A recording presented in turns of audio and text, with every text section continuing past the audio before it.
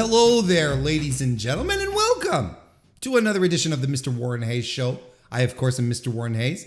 Thank you all for joining me here for another action-packed, let's not get carried away, but another very busy podcast where there's a lot to go over right here on youtube.com/Mr.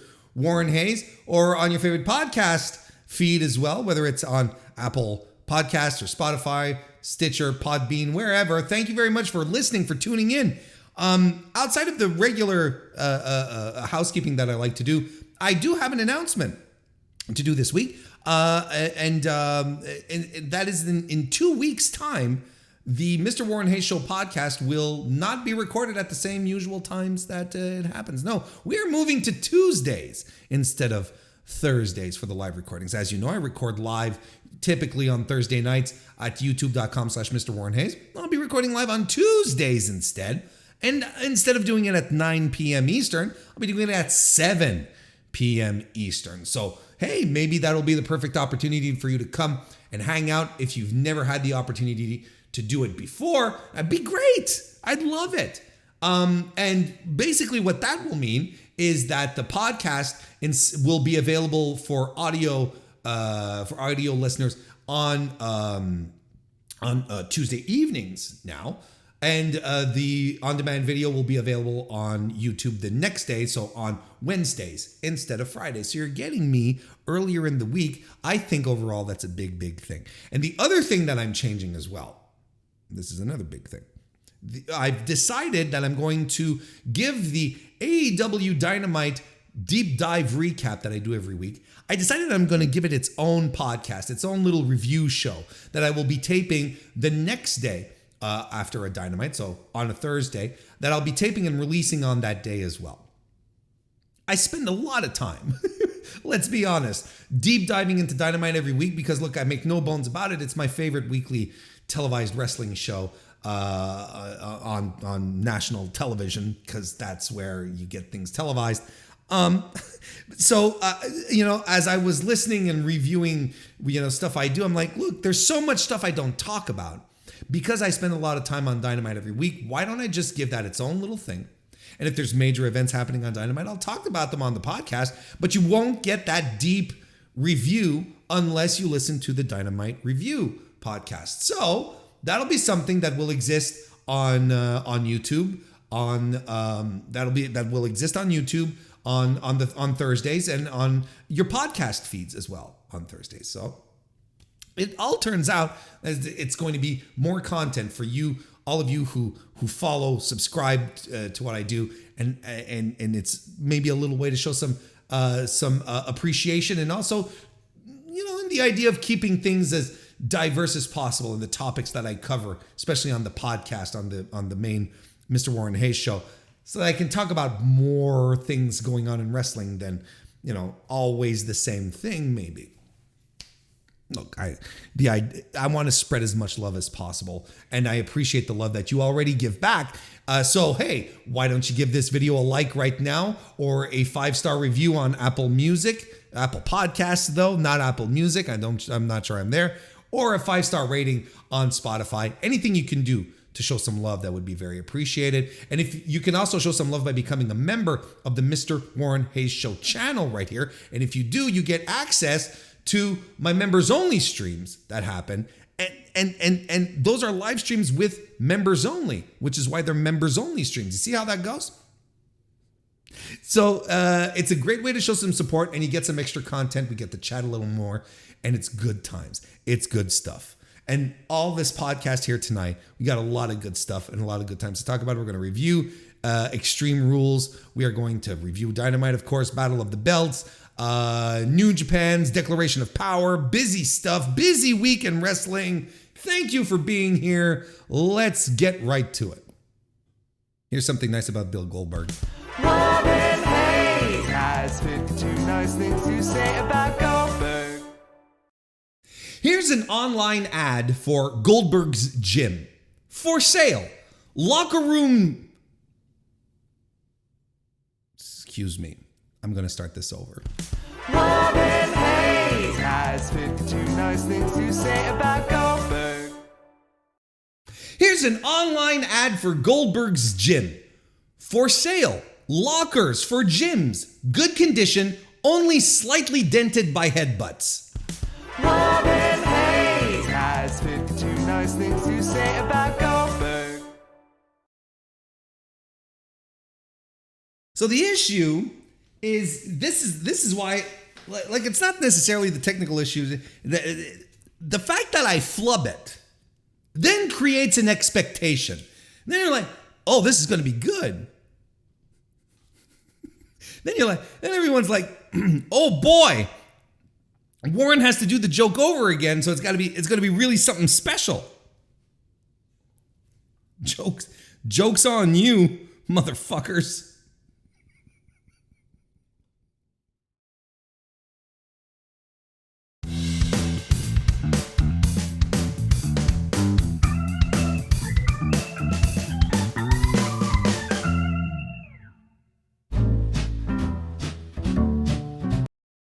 Oh my Lord. Hi everyone. Welcome to the Mr. Warren Hayes Show. So I ran a poll before the show started, when we were discussing, all sorts of things on the pre-stream. Ran a poll for everyone who showed up here, asking what we should start with tonight, and 52% of the viewership decided that we should start with my Extreme Rules review from the WWE Wrestling Sports Entertainment Company, based out of Connecticut, United States of America. We're going to start by chatting with that, which is a pay-per-view that happened this weekend. A show that, I know a lot of people thought it was really good, and I thought it was a fine show. I thought there were I thought there was one particular highlight, and honestly, as far as matches go, and frankly, I think everything else sort of was either fine, like fun, well-worked matches, or just not good. So, on a six match card, how deep can you go into this and say, it's like, how deep can my feelings be torn? Well, you're about to find out. Show opened up with the good old-fashioned Donnybrook 6-man tag team match, where the Brawling Brutes, made up of Butch, Rich Holland, and Sheamus, defeated the team of Imperium. This was my match of the night. I think it's the match of the night of pretty much everyone who watched it. I don't think anything came close. I don't think anything came close. The Imperium during this match triple teamed the baby faces for a good part of it, creating heat, and some good heat. Where it's where you have people saying, oh well, the heels are taking their time, and because they're building heat with the other, but they were actually building some good proper heat for the big babyface comebacks, and that's why this match I think worked so well. Ludwig Kaiser and Giovanni Da Vinci, I am so not used to calling them that. They do the running uppercut powerbomb to the floor. Once Sheamus, though, gets back in control of this match, all of the Brawling Brutes go bonkers on Walter. Sheamus applies the sharpshooter because of what happened on SmackDown the night before. Because Sheamus, thought that Walter tapped, but apparently you're supposed to tap 3 times to make it a tap, which is absolutely a rule that does not exist in WWE, that has never existed, that has never been pulled out, doesn't even exist in UFC. I don't know what this rule is. You got to tap 3 times. A bunch of people coping with inventing some weird shit, but it does not exist. It's not a rule that exists. But they did the sharpshooter spot sort of as a callback to what happened on the night before. Pete Dunne does a moonsault off the top of the stack of barrels, which was cool. Walter eats the white noise through the commentary table. Good, strong, excellent, fun action, hard-hitting, fun plunder match. And you see, I know WWE can put on matches like this because we just saw one. And everything that's been involved with shit. Look, if you've been listening to my show for any amount of time, you know how much I like Sheamus's work in WWE. I think he does a fantastic job. He's been doing a great job for the better part of 2 years. He's been carrying some of the best matches. He's legitimately in a career revival, which has really come to fruition ever since he stopped that terrible angle with Jeff Hardy. He's been impeccable. Everything he's been doing has been fantastic, and this career resurgence that he's having is it's been going on for a bit at this point. So they stopped trying to can him into a heel role, which I think is great. I think the Brawling Brutes are entertaining. They're just dudes who want to come in and fight. And isn't that what we want from our pro wrestlers? We just want them to come in and fight. That's what I want. Anyway, as far as brawls go, as far as a fun plunder match goes, this was it. Match of the night, one of the strongest matches that WWE has put on all year.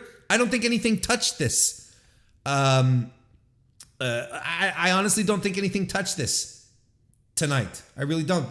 And I think this is the best match that WWE's put on since Sheamus and Walter at the Castle Clash, at the Attack Castle, the Clash at the Castle attack, the Castle Clash, Clash at the Castle. It's great stuff. No nonsense finish on top of that. And this is crucial. No nonsense finish. No fuckery. No, didn't tap 3 times. No ropes, like I know it was a no DQ match, but you know what I mean? Like no bullshit. We got ourselves a finish. And I appreciate that. I really do. Good stuff. Now we go from something that was excellent to something that was mediocre, where Ronda Rousey defeated Liv Morgan to become the new SmackDown Women's Champion. This stunk. They sure did. They did their best to get the memes out there, to get people gifing, doing the giffies and putting things out out for all those the horny Twitter, horny wrestling Twitter. Because they were swatting each other as asses with that baseball bat, weren't they? SWAT. Oh, this is a thing now. This is a thing in WWE now. Like, you don't want to go full BDSM because that could shiver some sensibilities. But if you imply it without outright showing it, then we're cool with that, right? Ronda has a gi coming to the ring, and she throws it at Liv to blind her. And it's a tiny gi. Ronda wins by sitting on Liv's head. That's how I saw it. Ronda stinks. She brings nothing to the table. I haven't seen any proof that she's moved any needles, any metrics for WWE. She's a media hire because she's known outside of pro wrestling, but she's terrible. 50 Shades of me. That's pretty much it. That's what this match was. Look, this match stunk, and don't let anyone tell you otherwise. Don't let anyone fool you otherwise. And don't let anyone tell you that Ronda is a plus for the women's division. She is not. She is a time sink. She has no charisma. You'd think that after this time she would have picked something up, but she is a disagreeable vacuum of a person that should not be in the positions that she's in. And there you go. I don't know what else to say. And guys, gals, my non-binary pals, I've been telling you, WWE doesn't believe in Liv as a champion. They never did. She was never booked strong. Look, we like to do this sometimes on the Mr. Warren Hayes show. when a champion loses a title, we go back and we take a look at the reign, right? We take a look at we do a little post-mortem kind of thing. Liv Morgan won the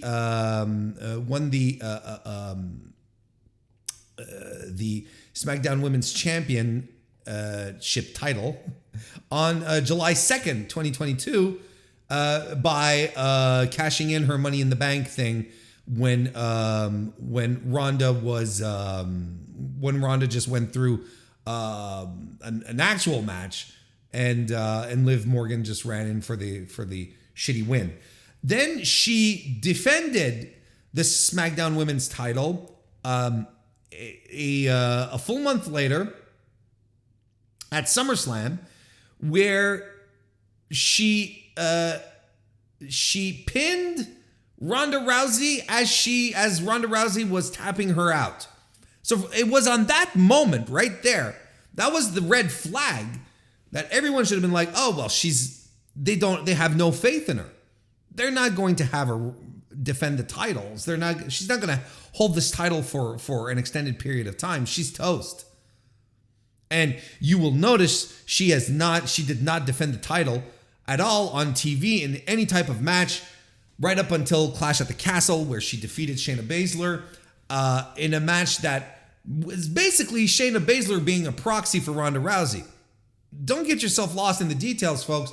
Shayna Baszler is the closest thing to a Ronda Rousey type wrestler. They leaned into it to say, look, we're going to show that Liv can do it by beating another MMA focused wrestler like Shayna Baszler. Well, she defeated her, but I wouldn't say in grand style. Wasn't exactly a top form defense. And then she loses it at Extreme Rules in an awful match. Again, we're not going to sit around here and sugarcoat it. This was a bad match. A completely unremarkable, boring reign. I know a lot of fans of Liv Morgan are going to point out all the media appearances she did and how good she looked with the belt and so on and so forth. Sure. But she didn't, as far as the core product goes, the one that you're supposed to care about, which is wrestling, she didn't do jack with it. And again, this is not a knock on Liv herself. This is how she was booked. This is how she was presented to us. WWE was true to themselves. They basically did the same thing with Big E last year when he was Raw champion. Was it Raw champion? Whichever champion he was. Not Raw champion. WWE champion. He wasn't the Universal champion. When he was WWE champion, excuse me. I had a massive brain fart there. When he was, it was the same type of situation. The first time he comes out with the belt, he loses. That's not how it works. It's like, book your champion strong. They're supposed to be the top of your division. Oh, but she's the underdog. Yeah, but at some point, the underdog has to look strong. And the first time she comes out, not only does she lose, but the first time she comes out with the title, she wins, but she wins also while she's tapping out. That's not a good look. And that should have been the warning for every Liv fan to be like, oh, we're screwed, everyone. We're done. They're not gonna respect Liv here. And I can pretty much promise you, again, because we have precedent, we have similar use cases that we can compare this to. Liv Morgan will never sniff a singles title again in WWE. She'll be tag team champion, sure, absolutely. She'll win Queen of the Ring or the Queen's Crown, whatever they want to call it now. She'll win a Money in the Bank, maybe, but she will never touch another singles title again. She's going to be a Naomi. She's going to be a Carmella. Going to be someone who it was their turn, someone to just transition while waiting for the big shows, while waiting for the big events, and that'll be that. But she's not going to hold a singles title in WWE ever again. Mr. Fantastic, it's nice to see you, and welcome to the chat. Then we had Karrion Kross defeating Drew McIntyre in a strap match. Boy, this Karrion Kross guy, let me tell you, huh? Boy, oh boy, such pomp and circumstance when he was called back. Boy, gee willikers. He had positioned himself. He was right up there and saying, Roman Reigns, I am coming for your title. And boy, oh boy, people were like, boy, howdy. This guy with we really like his hourglass, and they did him wrong with the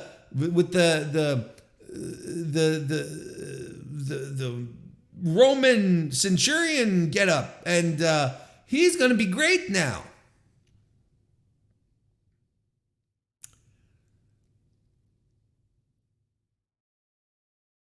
I don't know why WWE sort of it's an interesting company, because I've talked multiple times in the past how it's a company that has trouble building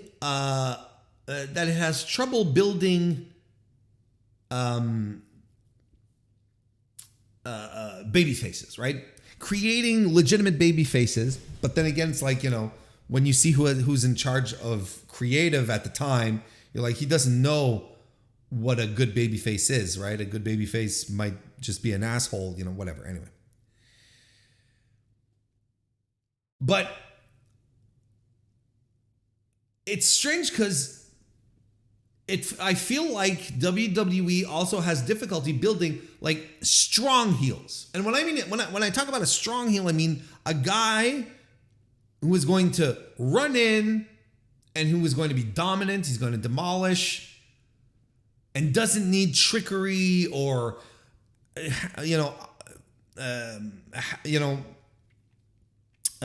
trickery or shenanigans to win a match.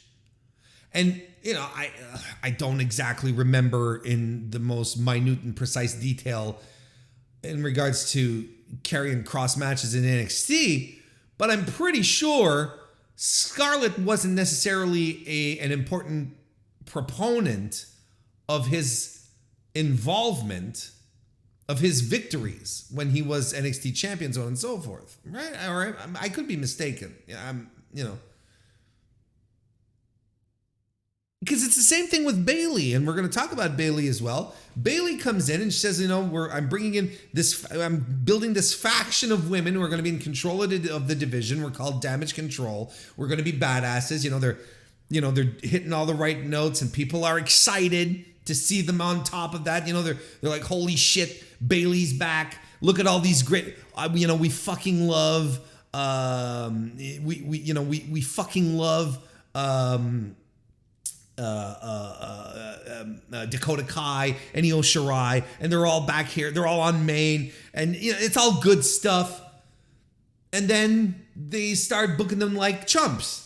And they do the tournament with Io and Dakota, and they lose the tournament. And Bayley then is sort of, can't get a proper win, always needs the ladies. Like, why can't we just have like real strong, dominant heels? Because we don't have, everything is sort of wishy-washy. And I understand, because I know I'm convinced there's folks out there going, but Warren, this is how heels should be too. They cheat to win as well. But if everyone does it, like even the top guy in the company does it. You know what I mean? Like even the guy whose run is being force-fed to us as being legendary is cheating, can't get a clean win. that says a lot more. At some point. So, and chat, said it, Cross steamrolled everyone in NXT. Now, I'm not saying he comes in and he steamrolls Drew, right? But I was like, when this match started and Karrion Kross refused to wear the strap, I was like, oh, okay. And he starts beating him up before the bell, before the match can start because he's not strapped up. And he just, I'm like, what if he beats the piss out of Drew? Drew being a good, honorable dude, right? But Kross is like double crosses him and goes after him, beats the shit out of him, puts the strap on. Please don't clip that. Slides his hand into the strap, and then the match starts. Maybe Drew gets a bit of a babyface comeback, right? But Kross then fucks him over because he's been fucking him over for the past 5 minutes. And I'm like, hot damn.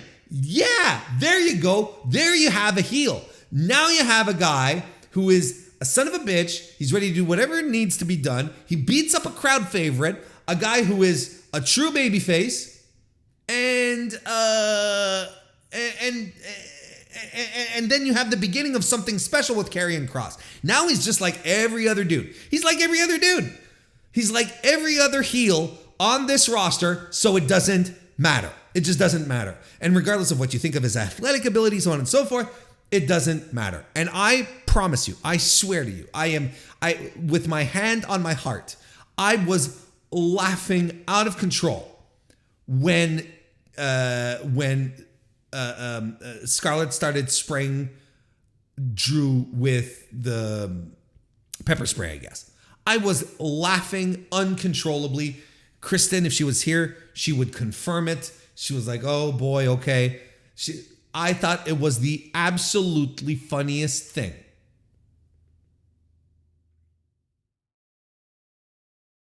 I don't understand.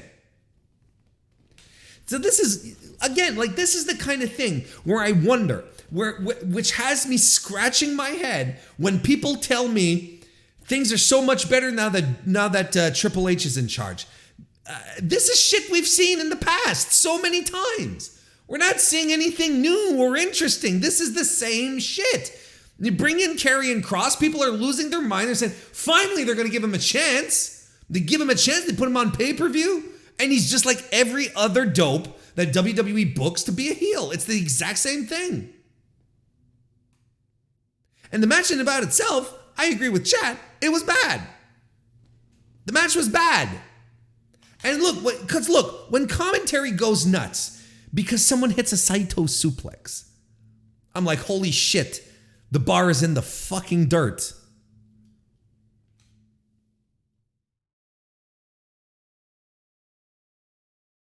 Bianca Belair successfully retained her Raw Women's title against Bayley in a ladder match.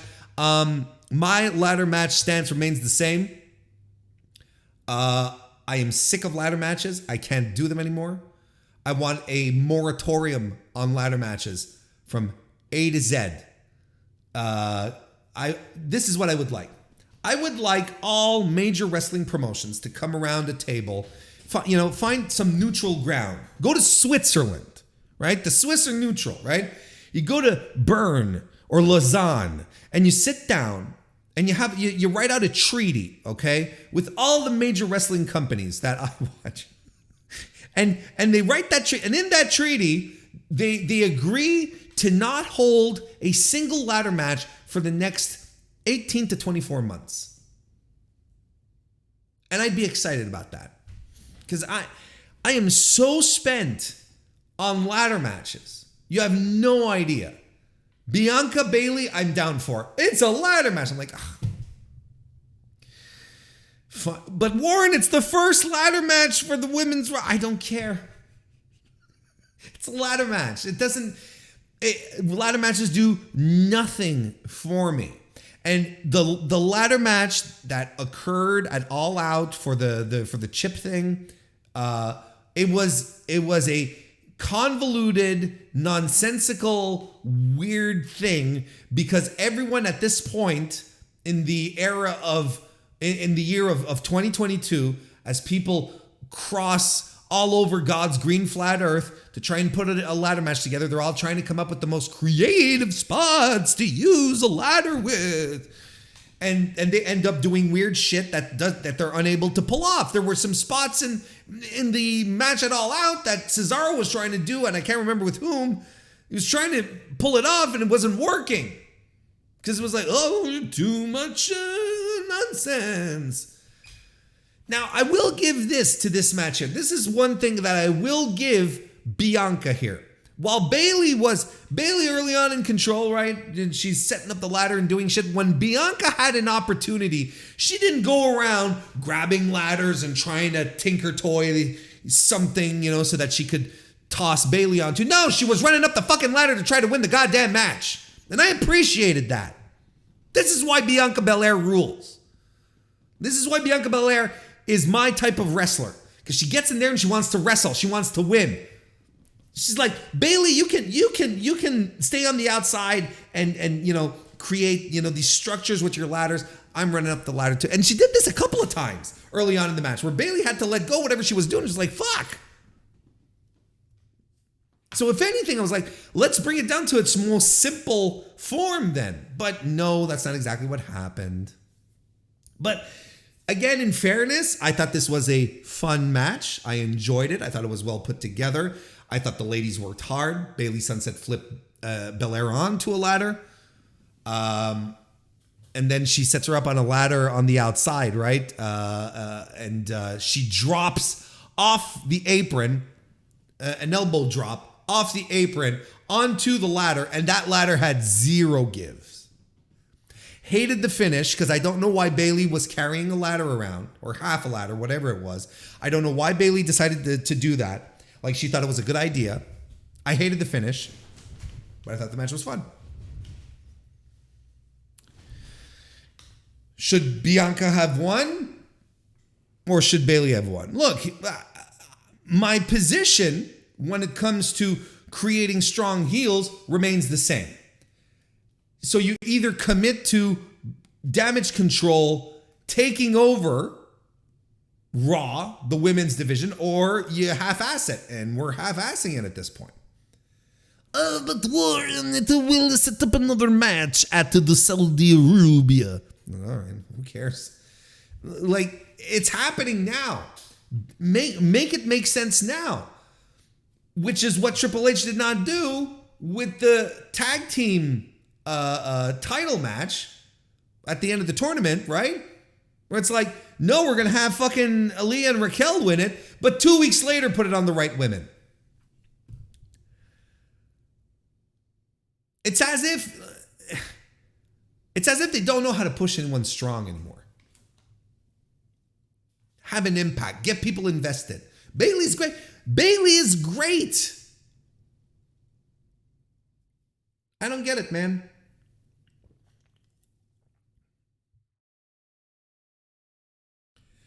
And we had the I Quit match where Finn Balor defeated Edge. Who the hell decided that this match had to go 30 minutes? And I'm going to paraphrase. I'm not going to, not paraphrase. That's the wrong word. I'm going to give you a TLDR here. Okay. I don't think this match is even a quarter as good as everyone is making it out to be. So I'm telling you right now, if you don't want to hear someone say bad things about Finn Balor versus Edge, you can skip out, you can fast forward if you're listening to this on demand. But I do not, this is again a match that shows to me that this Papa H bullshit is exactly that. It's bullshit. We're still wading in the same water. I don't know who the hell decided to give this 30 minutes. Now, I get it, okay? It's an I Quit match. It shouldn't be done in 10 minutes. That doesn't make any sense. But when your finish has absolutely nothing to do with the match itself, with the story in the match itself, You could have pulled it off in 15. Let's be real. What gave us the drama that we needed for that finish, for Beth getting a concerto and having Edge say, I quit? What happened throughout that match, those 25 previous minutes, that made it so important for that climax? Because it really could have happened in half the time. Because they could have done it in 5 minutes. When you think about it. 5 minutes in, you have the Judgment Day running in, going doopy doopy derp derp. And then Edge tries to fight them off, and then they do the bullshit with Rhea and Beth. And then next thing you know, they crack a chair across fucking skull, the skull of Edge, and Edge is being held up, and Beth is prone. They could have ended this in 5 minutes. There was no reason for this match to go 30 minutes with that finish. This is it. This is the thing. And then there's people telling us it was great storytelling. There was, great story. It's not. The storytelling in that match stunk because they were going down this lane, and then all of a sudden they decided to jump over to this lane in the last 5 minutes, completely ignoring everything that happened. There was no connection. There's no connection, no A to B. You spend 25 minutes to watch a match where you're thinking to yourself, we're going to get a proper resolution here, but no. This is not a good payoff to a 30-minute match, people. This is not a good payoff. The match was well worked. I don't think there was any energy to it. There was no second gear to this match because no second gear was necessary. Because you didn't need a second gear to build up drama to a big finish. Because the finish had nothing to do with the match.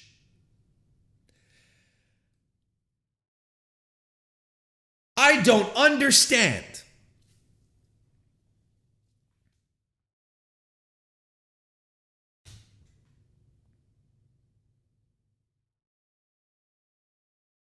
Again, explain to me how special the Triple H era is when this kind of shit is happening still. We're not far off from Vince, folks. We really are not. But this is where I realize that I have a disconnect with the average WWE fan. Me personally. This is where I realize that I have because they do look at this as a prime example of storytelling. Where I'm like, no, folks, the story was abandoned 25 minutes into the match. Whatever the story was, we decided for it to happen to go somewhere else. It's as if you're reading a noir detective novel, and then in the last chapter, suddenly it becomes about aliens and planet invasions and fungi invading planet Earth. This is what it was. And I'm sorry, I'm not going to sit here and trick anyone into saying this was great. It was not. This was fine, well worked, but with the worst possible finish. In regards to the story they were telling. Again, just to make sure I'm clear on this, we watched two guys wrestle for 25 minutes, and in the last 5 minutes of the match, we were told, whatever happened here doesn't matter. Because Edge is not going to say, I quit because of the match. He's going to say, I quit because of stuff. And that's not good storytelling, not in wrestling. And what are we watching? We're watching wrestling. Oh, yeah. As far as I fucking know, this is still wrestling that we're watching.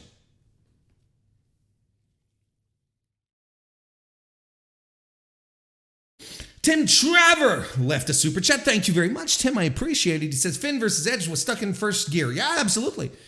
That's it. But like I said, there was no reason for this match to have a second gear. There was no reason for this match to have a second gear and build up to the big dramatic finish when the big dramatic finish had nothing to do with the match. Like at this point, give me some near falls. Make me believe. But this is, for me, it's a deflator. You know, and I'm like, fuck you. This stinks.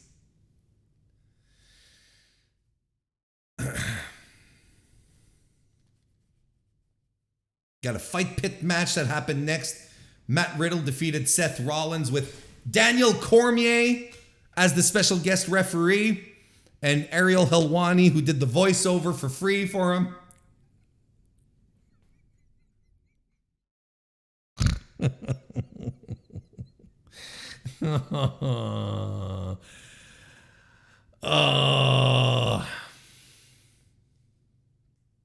I'm not, for the record, in case you're hanging on every word here, I'm not talking about Ariel Helwani, his interviews, and his breakdown on Wrestling Observer Radio today. If you want to come chat about it, become a member of the Mr. Warren Hayes Show channel. We'll probably be talking about it on Going Broadway tomorrow over lunch. But in the meantime, look, you want to talk about an unremarkable match? This was it right here. This is one that never hit second gear, but not because the guys didn't try. Something happened in this match that in this fight pit match that just didn't take off. Everything was flat, was there, was happening. Daniel Cormier was having fun. You could tell he was having fun. He said in an interview, I think today or yesterday or whatever, this week, he said something to the effect that I had the time of my life, and it showed. He's a WWE fan. I'm, good for him. I think it was very, he was into it. The high risk senton was a dumb move. So dumb. I don't know who signed off on that. I don't know who said this was a good idea, but this was a dumb idea. Because there's two things that could have happened here. There's literally two things that could have happened very, very easily. Matt Riddle shatters his pelvis, or Matt Riddle lands awkwardly on Seth and shatters Seth's insides. This was a bad idea. When I saw it, I gasped audibly, and I was like, what the fuck? Who thought this was a good idea?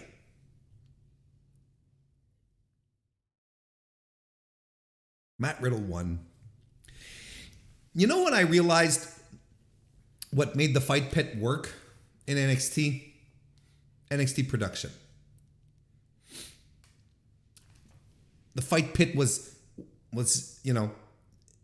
gloomy. Cameras up top, pointing down. Then you get some level shots, but you'd always have that sense that you're deep into something. And everything was black, right? Everything was black all around it. NXT production made the fight pit work. Here, it looked like a cage. Sure, you take the ropes off. That's dope. I like it. So it doesn't feel like a cage match. But it didn't feel special. It didn't feel like a fight pit because they decided to continue to produce this match like a WWE show. And I think, if anything, they should have dimmed the lights. They should have changed, how the camera work was approached. It should have been something just a little more special to make it feel special. Now they just shot it like everything else. And then the big return, Bray Wyatt showed up after chasing him far and wide with QR codes and little pixelated bunnies and video montages and that one puzzle. He's back. First time in WWE since being absorbed into a box-like structure. in April 2021. Look, I like Bray Wyatt. I've always had a soft spot for Bray and what he does. I think he gets a lot of shit from a lot of people for things that aren't his fault. I like the true level of creativity that he brings. There's a lot of things where people say, oh, it's so, what so-and-so does, it's so creative, such a good idea. Bray is a guy who really does think outside of the box, and he does want to try and push the envelope a little bit. And I cannot but not get behind that. Anyone who wants to try and push back what we think of wrestling matches and so on, I'm okay with that. And sometimes it's not going to work, and sometimes it's going to work. But you can always give it the old college try, right? And I've liked Bray since the cult leader stuff. I thought that was he was very invested in that. And as far as being a character actor, I think there's no one that touches him. I think there's no one that touches him in the range of stuff that he does. And I know it's not for everyone. And I know a lot of, I sit here and I talk about, how, about the purity of wrestling and so on and so forth, and then I turn around and I'm like, yeah, Bray Wyatt, I dig him. So, I understand that it's a bit of a contradictory in and about itself, but, I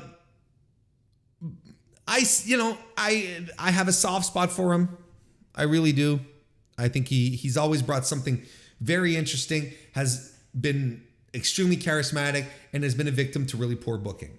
So, now, there were reports this week that Dutch and Vincent of the Righteous from Ring of Honor were backstage, and I'm, those are two guys who sort of ran like a gypsy sort of grifting, like dirty hippie kind of House of a Thousand Corpses gimmick without really getting too deep into the horror, but just enough, And if they're bringing those two guys in to sort of flank Bray, I think that's going to be great, like a new Wyatt family or whatever you want to call it. There's a lot of people saying, oh, it's the Wyatt Six, who are the Wyatt Six, so on and so forth. Yeah, Vincent would fit perfectly in with Bray, and so would a guy like Dutch too. I mean, these guys, and they're good wrestlers on top of that. So if they have plans for Bray to make things really interesting on that point, I'm interested to see how this goes. But I'm going to tell you, this is what I'm most interested in looking at. This is as much as Karrion Kross's match at Extreme Rules was the match where everyone should have been like, which was supposed to be his defining match, right? Supposed to be the one where you're like, oh, all right, now we can get excited about it. Bray without Vince at this point is what I'm curious to see. Because we all collectively, and I say we, I include myself, we all collectively blame Vince for fucking up The Fiend, which should have been a home run. It should have been an easy peasy swing and a home run. But then we all sort of assume Vince got his tendrils into the Fiend gimmick and started fucking it up. So the Fiend wanting titles, that's something that I never quite understood, why the Fiend would want a championship title anyway. So I don't want to have any excuses for Bray moving forward. I want if he is as creative and spectacular as everyone says he is, or as we assume he is, as we expect him to be, let's put it that way, he's got no more excuses. He doesn't have Vince McMahon telling him, no, you can't do this anymore. Or we're going to take it in this direction now, pal. We just can't do that anymore. So I'm curious to see how this is going to develop. And I can only hope that a Vince McMahon-less Bray Wyatt is going to be phenomenal. And honestly, that's what I want. And I want him to have good fun matches. I want to have creative builds. I couldn't care less about the lore. I couldn't care less about Lily and Alexa Bliss. Now, there's a lot of people thinking that Liv is going to flip over to Bray's side because Liv was, in full Joker mode after Ronda Rousey sat on her head.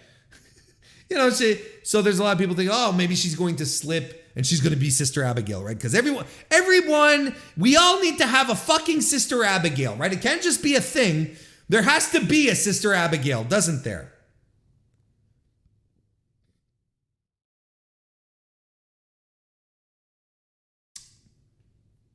I'm excited to see what happens. We're going to see it tomorrow. At the time when we're recording this, we're going to see it tomorrow on SmackDown. Maybe by the time you're listening to this, you'll be like, yeah, you were right to be excited, Warren. Or maybe you'll be like, well, Warren, they fucked it up already. We'll see. We'll see what happens. But I'm very, very curious to see how this is going to go. I'm excited. I like Bray. I've always liked Bray. Yeah, and on top of that, I mean, if we want to touch on it really, really quickly, then on the next night on Raw, pretty eventful stuff happening, right? With the Good Brothers showing up to flank AJ Styles and reform the OC, the original club, after all this stuff with AJ Styles and Finn Balor and teasing being reunited and, the Bullet Club and all of that. Now, took me a little bit for a spin here. I was a little shocked. I was a little surprised. I was a little, the Carl Anderson there and showing up, away from New Japan while he's currently the never openweight champion right over there. After having a pretty well-regarded, well-received return to Nuge, it was a bit of a surprise to see him show up there. It's a little bit of a shock. So I was, of course, a whole bunch of people were like tearing him a new one and saying, oh, how could he do this? So, but clearly there's some kind of there's some kind of agreement here where New Japan is okay with Carl Anderson showing up in WWE. They're like, yeah, sure, that's fine, because New Japan was retweeting stuff that Carl Anderson was doing from the official WWE accounts. Or, wow, okay, so there's some kind of agreement here that exists. Of course, this comes after a few tweets, about a year ago or over a year ago, when Carl Anderson was and Doc Gallows left WWE, when they Carl Anderson said, I'm never going back, and he called them losers and so on and so forth. Never say never in wrestling, right? Look, no, I don't think anyone is really surprised to see the Good Brothers going back to WWE, because whatever, these are guys, and this should come to the shock of no one. These are guys who do this for the money. This is fine. And that, I think it's part of their brand now. It's how they present themselves. What we do here, it's for the cash. That's all right. There shouldn't be any shock that they would, leave New Japan if they had a nice, sweet, delicious money offer from the Fed, from Trips. I think that's expected, right? I don't have a problem with it in and about itself. I don't have a problem with this at all, really. I don't even have the closest issue regarding to it, and it made a lot of people extremely angry. But I am all for the gates of pro wrestling to be much more open, where people can go work more freely in companies and so on and so forth, instead of being gated into whatever federation or promotion they're in right now. Why couldn't it be more freeform? Because you know what that means? It means guys and gals can move around more easily, can try the waters out elsewhere, and hopefully get better money deals. This is something that exists in Japan for the better part of 50 years, where promotions will lend talent to each other, and some of the talent sometimes doesn't come home, and that's just part of the game. That's just what you expect out of it. And that's just it. But in North America, we have this really, really strange perception that, X wrestler ends up into this company and this is an act of war. This is such a clear signal. It could just very much be a guy weighing his options, going like, you know what? The Fed called. They want me to come in for this spot with AJ. And that's all it could be too. Because technically, Carl Anderson, from what I understand, he's has to honor whatever's up for him into Wrestle Kingdom. And then he can do whatever he wants. So maybe he is just angling for a job at the Fed. And maybe Gato in New Japan is like, look, brother, that's fine, because honestly, I don't have anything for you really after Wrestle Kingdom. So if you want to go, that's fine. But no, like it's always this fucking, weird ass mentality that everything has to be like, no, well, this is clearly a shot. This is clearly a. If we lived in an environment where it was normal for talent to be able to cross promotions easily like that and go get some gigs and work a couple of dates and then move on to and so on and so forth, we wouldn't be having this conversation. Be like, this is really cool, instead of people suddenly picking sides. Now I can understand the people going, but this is WWE, they're motherfuckers and they've always been motherfuckers. And yes, there's precedent. There's absolute precedent for this type of bullshittery. And I can get behind that. I can absolutely get behind that. Because I think any type of move that WWE does in these types of circumstances, you naturally have to take it with a bit of skepticism, with a little bit of what are they really up to? Put your ear to the ground and try to understand why exactly they're doing this, because it doesn't make any sense. It makes sense, but it could maybe there's something going on that might be a little darker, a little more sinister. What's WWE going to get out of this? A pop? Sure. Maybe we're just ushering in a new era. Maybe it's just like Triple H being, you know what? We need to just invite these people in for a one shot, a two shot, and then let them go. We have to be able to do that now. Kind of like what Tony Khan does. Sign up, per date appearance and then hit the bricks. We have to be able to do that because it generates goodwill. It generates sympathy, makes things exciting, gets the hardcores excited. I don't see this as much of a bad thing as everyone seems to believe it is. Yes, it's the Fed. Yes, they have a history. Yes, we have to be careful. But I still think it's okay. And then Brock Lesnar showed up. Brock Lesnar shows up to beat the shit out of Bobby Lashley, so Lashley can be in such poor health that Lashley drops the U.S. title to Seth Rollins. Look, Brock showing up for a low-pressure mid-card feud right on time for some Saudi money is the most Brock Lesnar thing.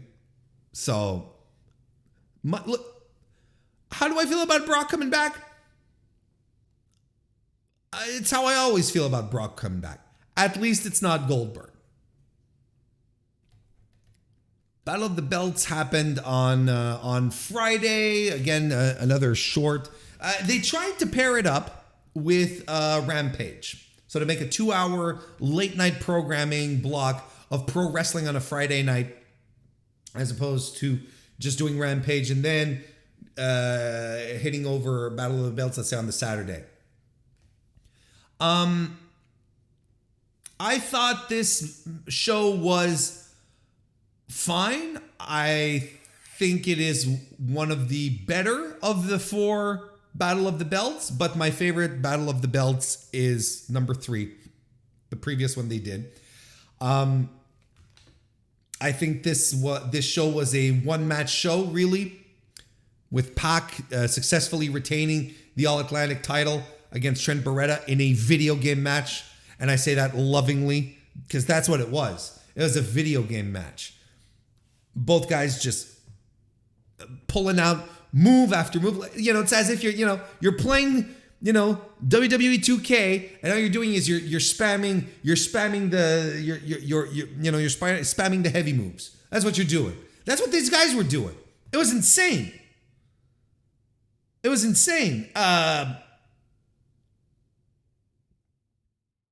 Trent, at some point, he yanks Pac off his back by the legs and right into a pile driver, which was insane. Pac suplexes Trent off the stage through a table. Knees up on a Black Arrow, avalanche half and half by Trent. Pac transitions out of a crunchy into a brutalizer.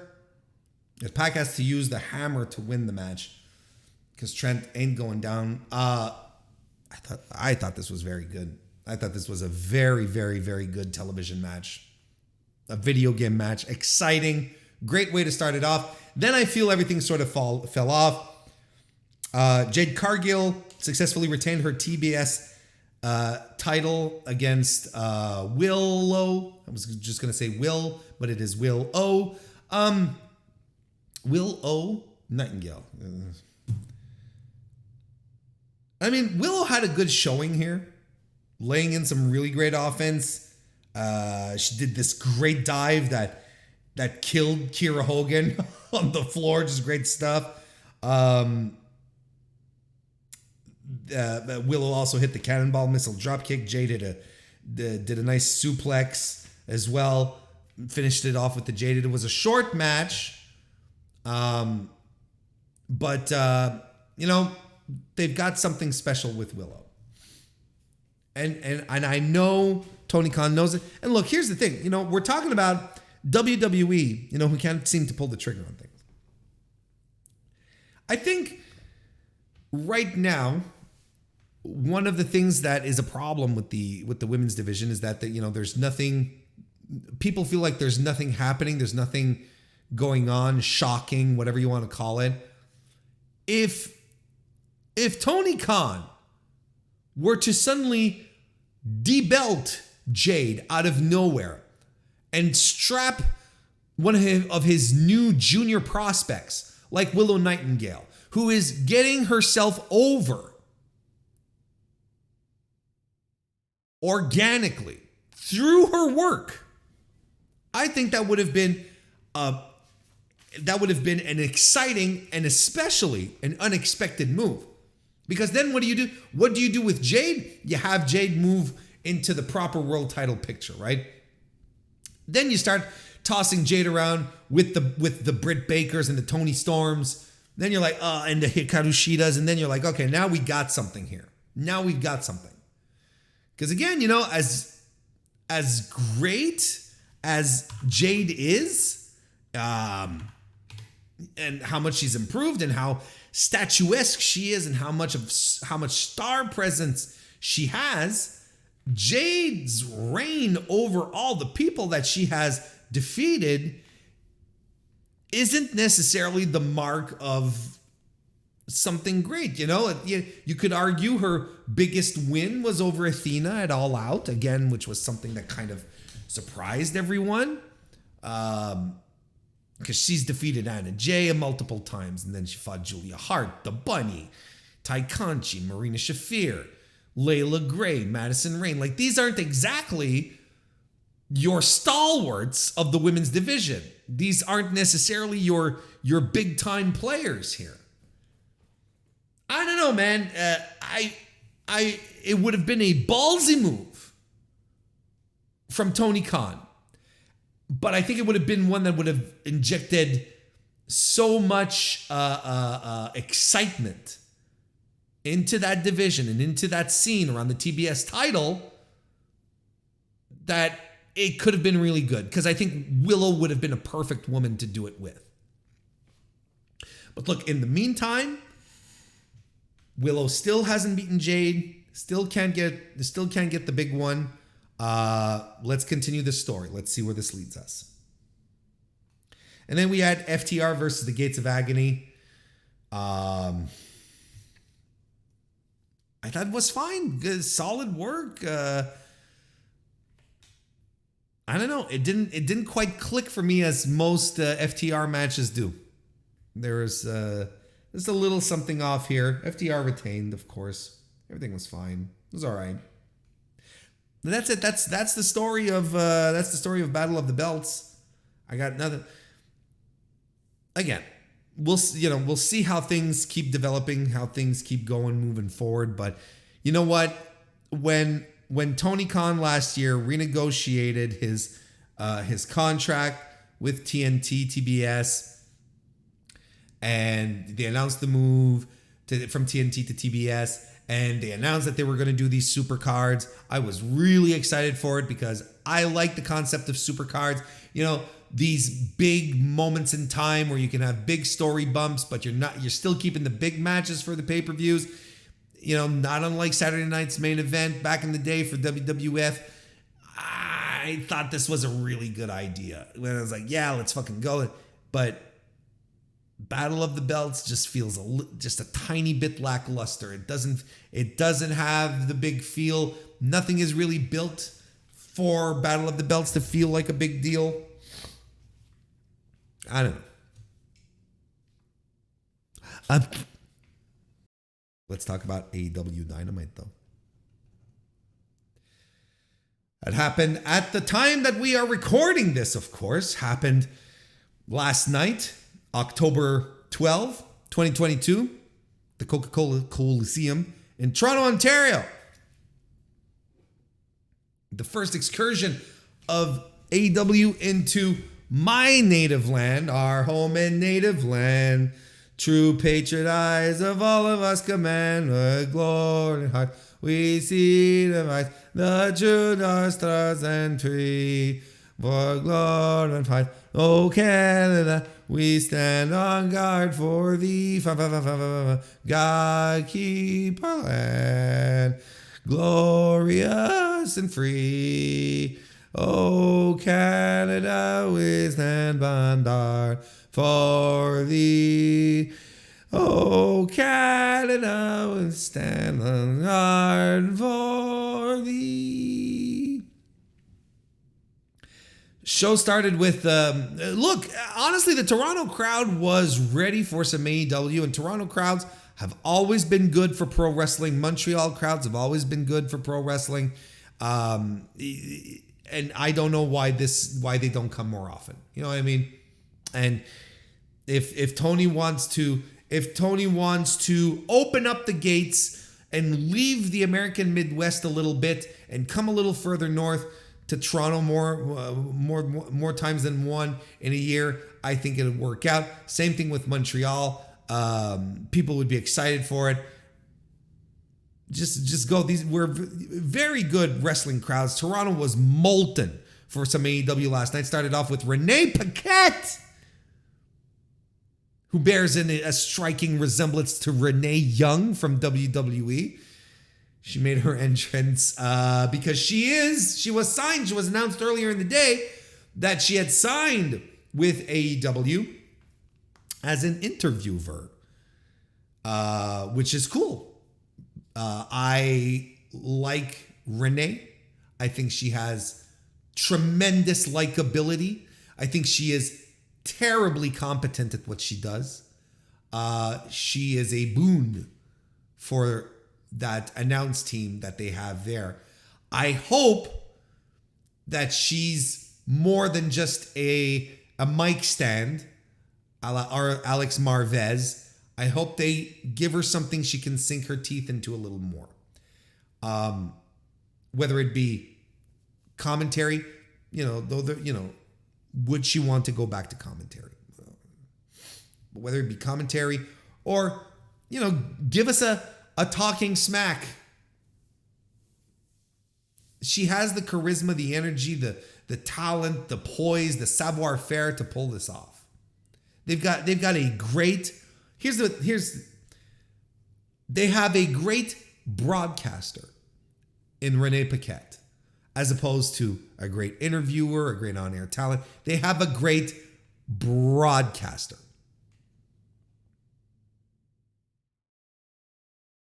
And her first gig, her first thing that she does as a new member of All Elite Wrestling is to bring out Christian Cage, who comes out and he says he feels that it's great. He feels great to be back in Toronto, but he trashes the Maple Leafs and he introduces his right hand of destruction, Luchasaurus, because the first match of the night is Jungle Boy Jack Perry, or Jack Jungle Boy Perry. They're going to the Jack Perry stuff now. Jungle Boy Jack Perry versus Luchasaurus. I thought this was quite a good match. Jack tries to get in control with quickness, but Luchasaurus pulls out some power moves to take him down and sets up a table on the floor in the meantime.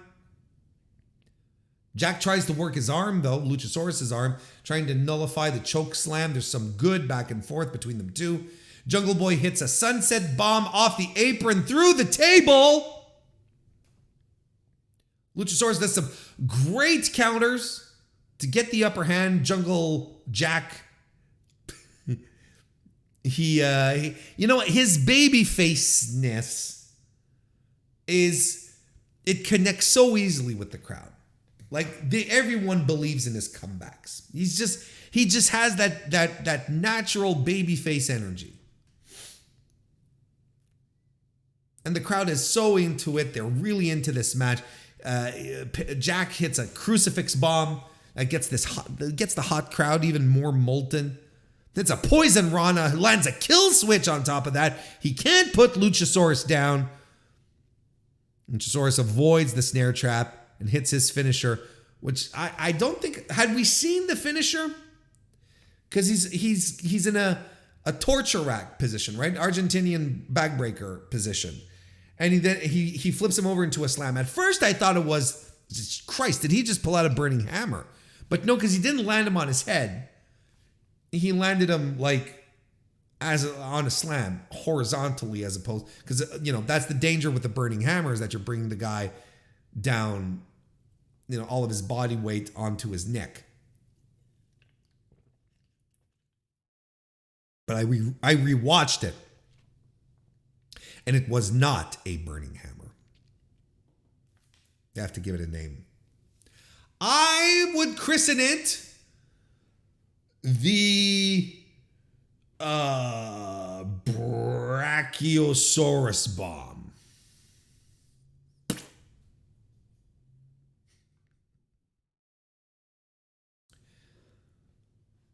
We go backstage. Stokely Hathaway and Ethan Page are there. They're backstage with Private Party. Matt Hardy shows up in all of this as well. Stokely says he's purchased Private Party's contract to free them from Matt Hardy's, from whatever group. No, it's not Matt Hardy's group. The not Andrade group, right? The whatever you call them now. And Matt gets into Ethan Page's face and he challenges him to a match with their contracts on the line tonight. Because Matt is like, I want the contracts, not you dorks. Ethan Page challenges Cassidy to a match on Rampage, Isaiah Cassidy of Private Party. And he says if he wins, if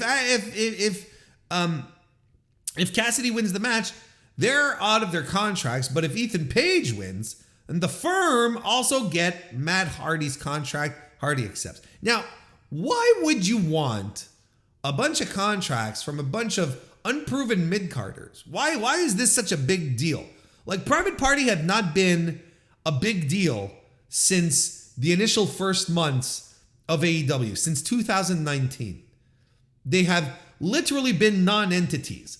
Why is getting them out of their contract such a big deal? And on top of that, Matt Hardy, who has not been a tremendous force on television, why would you want to buy in his contract? Like, I don't understand any of this. I don't understand what Stokely's operation is. Because if anything, if Stokely's going around picking up super talented guys that just need that extra little oomph-ta, like the Guns, like Lee Moriarty, like Ethan Page, like W. Morrissey, why would he settle for more very, very average wrestlers than these guys. I don't understand it. I don't understand this story. It doesn't make sense to me. And you know what? It's too much paperwork and it bores me. This contract and there's been a lot of these. Here's the thing. Many you will hear out in the ethernets that AEW does not do stories, right? I don't know if you've heard this. People will tell me, but AEW doesn't do stories. They do stories. They're doing a story right now, and I don't think this is a good story in and about itself. But this is a story, which I'm not excited about, which I wish they'd move on from, because I feel like there's nothing there. I feel there's no. I feel like we've been down this ramp with contracts and stuff like that. It's all very meta. It's all very paperworky. I don't get it, man. Fight for titles. Fight because you hate each other. Don't care for it much. Samoa Joe and Wardlow, also known as War Joe, defeat the Factory team of QT Marshall and Nick Comoroto. Just a premeditated enhancement match for War Joe to get the huge Toronto pops. Nothing wrong with that. I say it's premeditated because the Factory have been talking shit, so this is fine. They win with a swanton by Wardlow and a Coquina clutch by Samoa Joe. I mean, this team works. This team, it just works.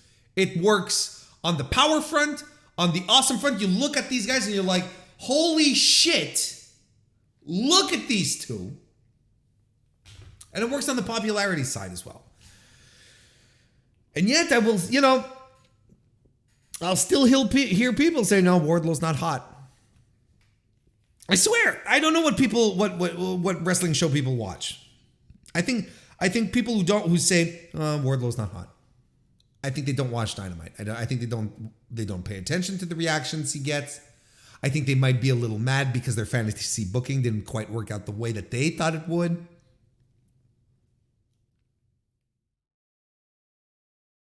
This works. After the match, Prince Nana and the Embassy arrive. I can use more Prince Nana on my TV.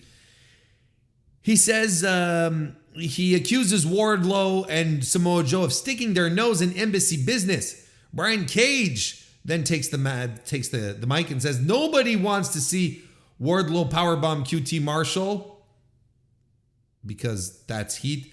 And he asks where FTR are, right? Are they even here? Well, yes, turns out they are. FTR comes out to a huge reaction from the crowd. And again, I am told that people are fed up of FTR, that people they don't want to see them on their TV anymore. And yet,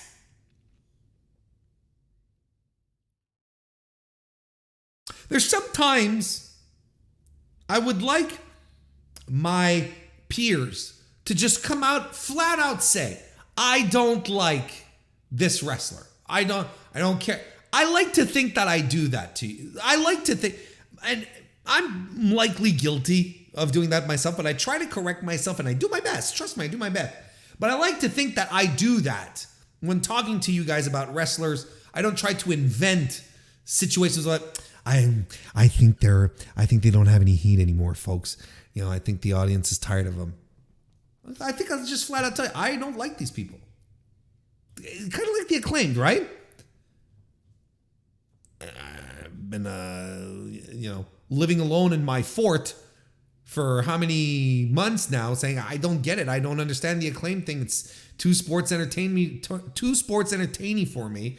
Doesn't get me excited. But I can respect the fact that it's over as fuck.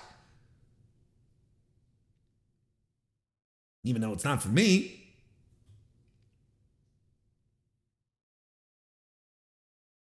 Anyway, Dex Harwood Warren grabs the mic and the crowd is chanting loud for FTR. He says, he comes out, because he's tired of Brian Page talking about all this bullshit, and it's like, okay, look, let's do a trios match.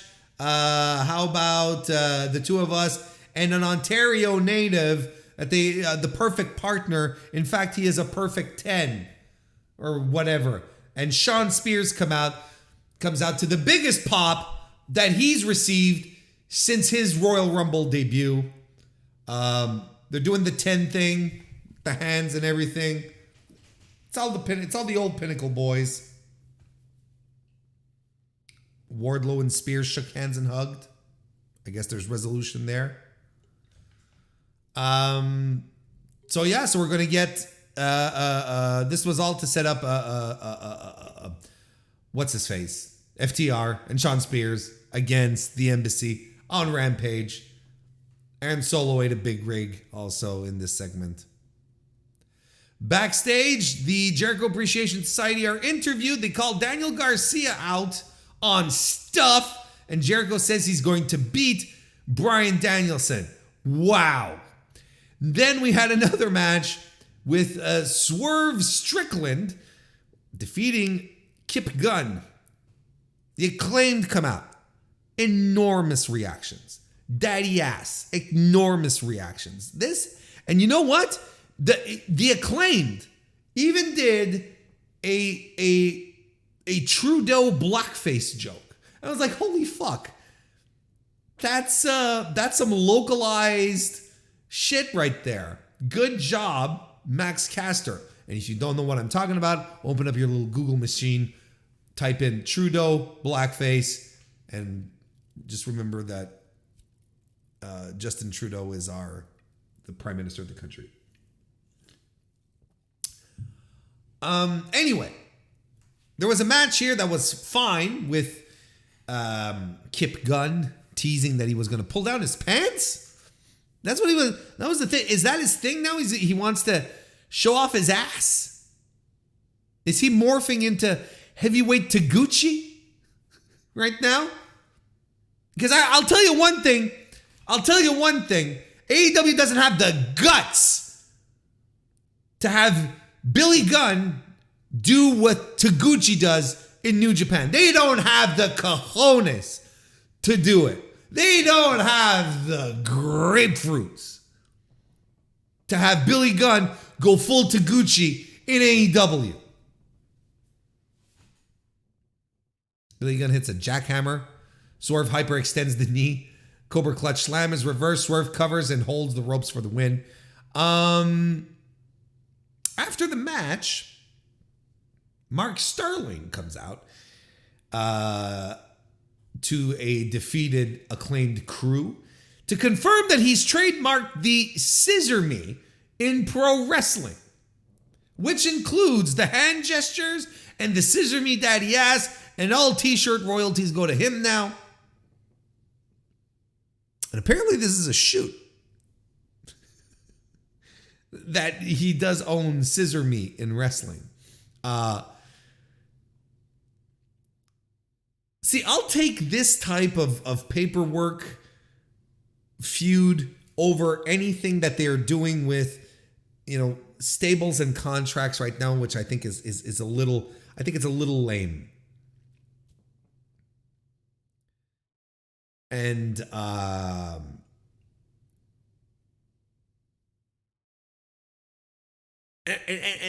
that's one of the things that I feel there's maybe a little too much of, it's like too much paperwork, too many contracts, too many, you don't always have to make things too overly complicated. This is simple. This is Mark Sterling. He's a chicken shit. We don't like him. He's a jerk. And he's signed the contract. He's done the thing with the Scissor Me, and that's good. And now this is probably going to set up a match for, between him and Josh Woods, and between the Acclaimed and Josh Woods and Tony Nese for the rights to Scissor Me, right? Which again is fine, but your titles are there too. Sometimes it can also just be about the titles because the titles are supposed to be important. And if you make the titles feel important, they're going to look important. MJF gets interviewed backstage and cuts another wonderful promo. He says we have to. Basically, the interview is like to go over some of the hesitation he had when it was time to shake Wheeler Yuta's hand last week, right? But Stokely Hathaway prances in on this interview, and he's all excited. But MJF says, he didn't ask him, Stokely, to come in after Yuta. And that's strike 2, Stokely Hathaway sort of slinks away then. MJF continues, and he hints that he and William Regal have a dark past. And he's sure a past that he's sure that Regal doesn't want to be reminded of. I wonder what that could mean. And as far as Yuta goes, he doesn't have a goddamn clue, Yuta does, what it's like to be MJF, knowing he has no choice but to be the bad guy every day. He's broken his hand so many times punching his own reflection in the mirror. Oh, you don't like me? MJF asks. That's fine. I don't like myself either, but that's what it takes to become a world champion. I'm like, holy shit. And, I know this is ringing a lot of, are they doing a heel? Are they doing a babyface turn for him, right? Are they turning MJF babyface, right? And I sort of, I don't necessarily want to dive all that deeply into it, but there's nothing in this promo that gave off terrible, huge like babyface vibes. Nothing that would make me go, oh yeah, absolutely. This feels like it just feels like natural character progression for MJF. And he's done this kind of stuff with us before where we thought he was softening up and becoming a little more human, but then decided to squander it all away and just continue to be a dick to CM Punk, right? I can get the concerns that right now MJF is getting a lot of big babyface reactions. And will he get a big babyface reaction if he's paired up with Jon Moxley? Like, what's going to happen? Maybe Jon becomes a local heel for the night wherever they end up doing this because everyone is so much on MJF's side. That's absolutely a possibility. I'm very curious to see where this is going, but I don't think this is they're turning him babyface kind of situation. I really don't.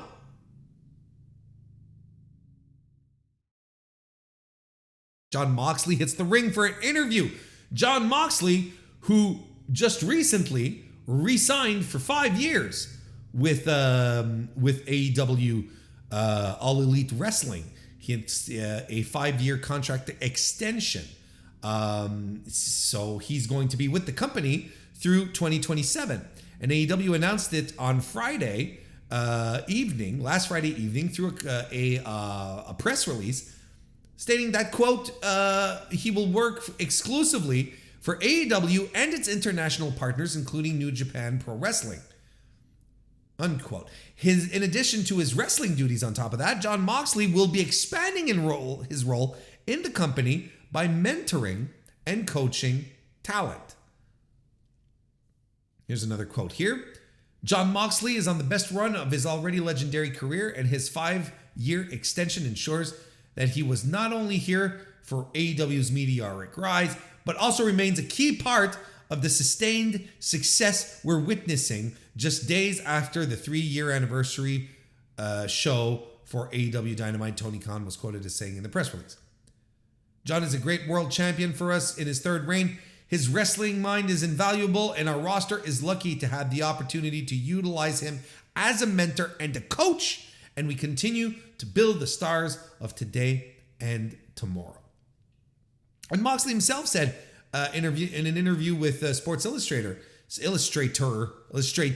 I do a little too much Illustrator these days, apparently. He says, quote, I don't plan on going anywhere else. It's the best job in the world, and I'm very lucky to have it. In AEW, all I worry about is wrestling. That's my focus, and that's a joy.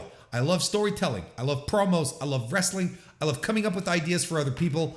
I love learning. For me, it's a perfect fit. And he continued to say that he didn't feel the same way a year ago. Quote, again, a year ago, I wasn't in the same headspace, he said. I was all fucked up. I hated traveling. I was living in Vegas, felt like I was always in an airport, flying coast to coast, and I was sick of leaving my family. I thought about freelancing when my deal was up. Not that I would leave AEW, but I didn't want to be there every week. I was in a bad place. Then I went to rehab and all that, and now I'm in a totally different headspace. We're living in Cincinnati too, which is great. I look forward to going to TV every week. I get to see my friends in the Blackpool Combat Club. I'm not fucked up. I have a clean headspace. My life is completely different than it was a year ago, all for the better. And then in terms of helping coach and mentor the talent, this is what he had to say. Quote, I'm a good gap between the old generation and the new generation. I come from the Les Thatcher system, so I understand paying your dues and respecting veterans. I'm also old enough to know what it was like to go to the post office and send stacks of my videotapes, ones I had to make to promoters. I was also there for the advent of YouTube, and I was one of the first indie wrestlers to gain buzz doing that. My friend had a video camera and a laptop, so I would cut promos every week on my indie shows and use YouTube to my advantage. I think that this is very exciting, and this is very, very good news, and this is good news that AEW needed.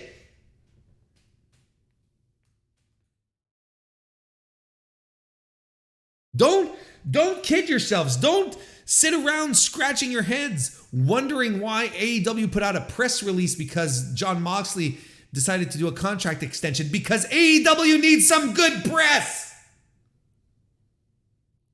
They need to show that this is not a sinking ship.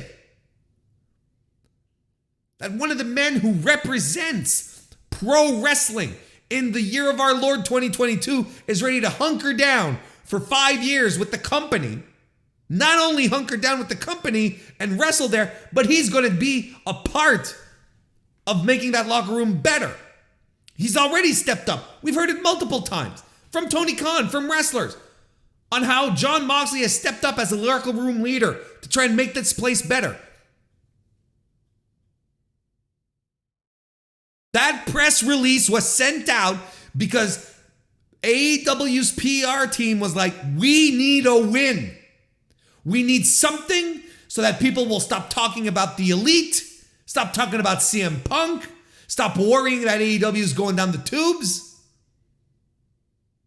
5-year extension for arguably one of the biggest wrestling names in the world today.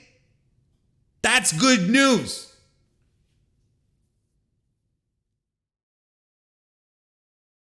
Anyway, Jon Moxley comes out. It's his first time in Toronto in 3 years, and he's excited to be there. Cuts a promo. He says, being world champion isn't fun and games. It ain't easy, and everybody wants something from you. Some guys get there. Some can't handle the pressure, and some self-destruct. Some faster than others, he says. I wonder if he meant anything by that.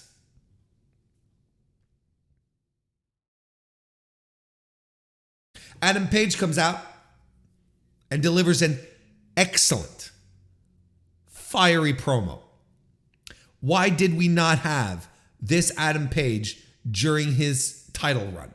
Why was he not alive like this during that title run? He says he watched Mox these past 3 years and he's come to respect who he is in the ring and as a person. He says Mox called him a kid and says Page doesn't have the guts to pull the trigger to do what needs to be done to beat him. Hangman admits that he may not be the same guy as he was last year. He hesitated in May and that cost him the title. He went for the Trios Championship with his best friends and he had to watch them disappear week after week. He says his old friends have disappeared And he's got nothing left. And he says, quote, "I'm angry. I'm frustrated. I can't sleep at night. I'm anxious. I'm depressed. The medicine is not working, but I'm here because I am a man." He psychs himself up the whole way, punches himself in the face. Fuck, he bleeds hard way. Fantastic promo.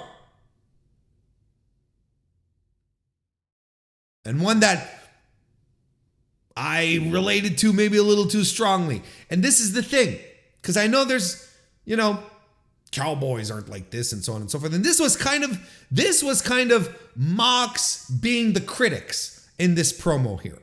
Mox was being the critics of Hangman Adam Page, where they were like, where Mox was saying, world champions, they can't have self-doubt. They can't be anxious. Page is called, the anxious millennial, They got to give everything they got kind of thing. And he says, "I don't think you have the guts. I don't think you have it in you because you're still a kid, because you act like a kid." Page is like, "I'm 31 years old. I've buried my loved ones and I've brought new life into the world as well. Plus all the stuff about being frustrated and depressed and the medication not working." If Adam Page is not the most grounded professional wrestler of 2022, I don't know who else is. Maybe Eddie Kingston. But they talk about very similar themes. Very real, raw shit that, again, challenge your vision of what masculinity should be. I've seen and heard so many people make fun of Page's jeans over his last few outings. I think it's fine. I even endorse it. I think it's great. I think he's doing it purposefully to challenge preconceived notions. And is it keeping him from getting over? Hell no! Again, did you hear the reaction he got? And was that promo last night, did the tassels dangling off of the stars on his jeans, did they deter you from the enjoyment and the passion and the truth of that promo? I don't think so.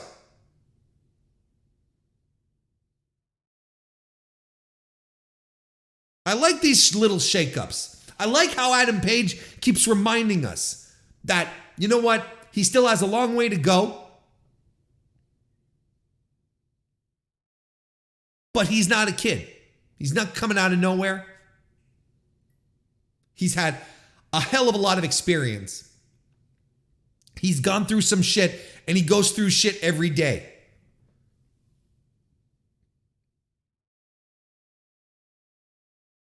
And if that doesn't resonate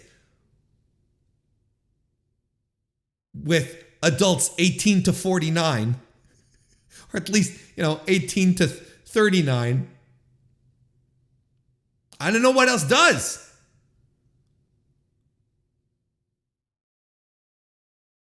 Fantastic stuff. Great promo. Sold me a ticket for the match next week. Sold me a ticket.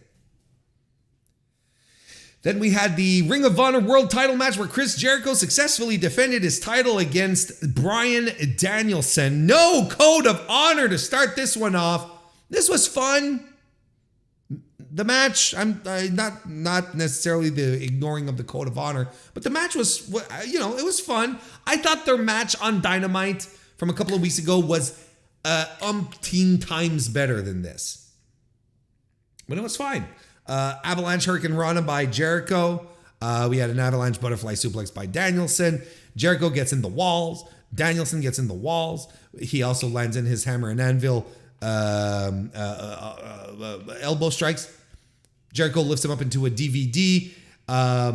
Danielson goes for flying knees, gets 2 in, goes for a third, and instead eats a code breaker. Then there's a ref bump. Daddy Magic Matt Menard tosses Jericho the Ring of Honor belt. Garcia runs down the ramp, whisks it away from Jericho, and instead he cracks the belt over Bryan Danielson's face, and Jericho crawls over Danielson for the pin. After the match, Garcia hugs Jericho, but it kind of seems half-hearted. The rest of Blackpool Combat Club come down to check on Danielson. Now, I get the idea that Jericho is cheating right now because he hates Ring of Honor, okay? But it would be more significant, if you ask me, if he was alone in the booking of the shows,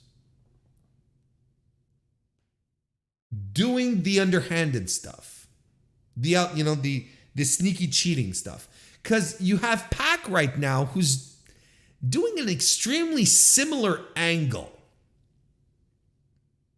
As a somewhat similar angle where he's constantly going for the bell hammer, and you're like, and the story here is that a wrestler like Pac does not need to cheat to win. He should not feel like he does this, so we hate him just a little more because he shouldn't be doing this.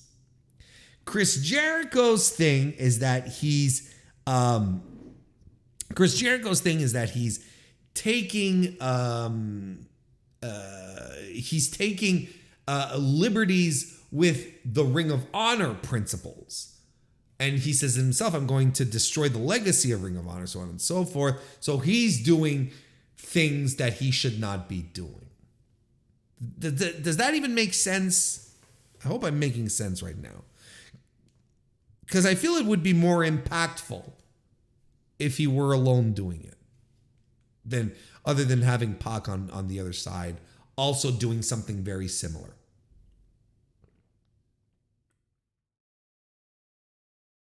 Again, if that makes sense. Renee Paquette is backstage. Again, Renee Paquette looks a lot like this Renee Young person. She's interviewing Nyla Rose, the quote-unquote TBS champion. Nyla just oozes with personality. I don't know why she is not put on television more. I don't understand it. I really don't.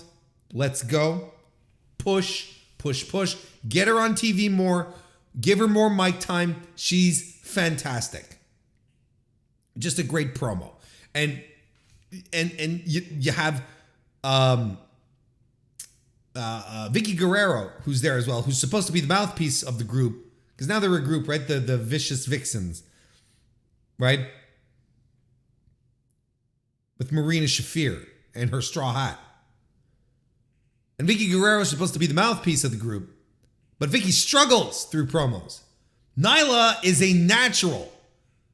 And she's found a voice for Nyla Rose, the wrestler on television. And she is outstanding. She is funny. She comes off as dangerous. Let's go. Give her all the time in the world she needs. Brings us, of course, to our women's match of the night. Tag team match, Hikaru Shida and Toni Storm defeated Britt Baker and Jamie Hayter. Jamie Hayter coming out to, surprise, surprise, huge reactions. Everyone did in this match, actually. And another great showing by the women in a multi-women situation. Hayter's strikes are great, and they're on point.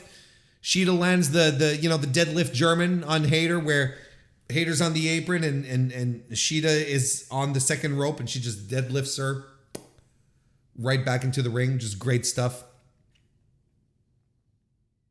Toni Storm transitions a Cazador into a bulldog.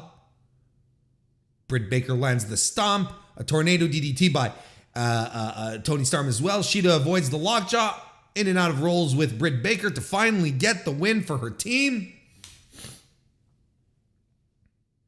Just fantastic stuff. And again, look, I'm going to keep bringing this topic up because I think it's been working, and I think it is a good solution to try and generate interest, passion from the fans in the women's division by giving them these tag teams and trios matches week in, week out, not unlike they do in New Japan, and let the women get over on their work. Because most of the women who have gotten themselves over in AEW has been because of their in-ring work. I believe the AEW fan in general will appreciate work rate, in-ring capabilities much more than a WWE fan will, where a WWE fan will require high mic skills to be entertained by said wrestler. When you can get both, of course, that's the total package, don't get me wrong. But I don't think there's anyone in this match here that talking is necessarily their strength outside of Britt Baker. Jamie Hayter doesn't cut promos, gets herself over. Why? Because of her work. Hikaru Shida got herself over. English is not her first language. She got over because of her work. Riho got herself over, not because of her promos, because English is not her first language, because of her work. Willow Nightingale, fine little promo, but has not cut enough promos in AEW to be like, oh, well, she got herself over because of her mic time. No, she got over because of the work. So put them in situations where, as wrestling fans, we can get to discover them. We can get to understand them. We get to understand their power moves, what their skill set is, so that when we see it in singles matches, we pop, we get invested because we know who these women are. But God damn it, let's do it in more than one match at a time.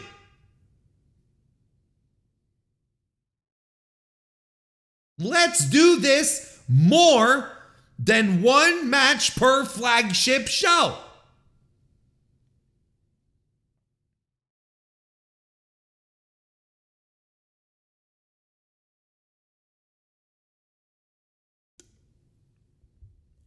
It's not that hard.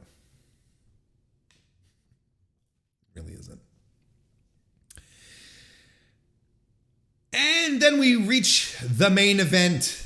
Oh, and what a main event it was. Orange Cassidy defeating Pac to become the new AEW All-Atlantic Champion. Fantastic main event to close out this great card. Orange Cassidy is fired up. He's been fired up for this one for weeks now. He's not, all happy-go-lucky Orange Cassidy. No, he's ready to go. He's fired up. Pac mocks Orange Cassidy early on, doing the shin kicks and so on and so forth. So what does Orange Cassidy do?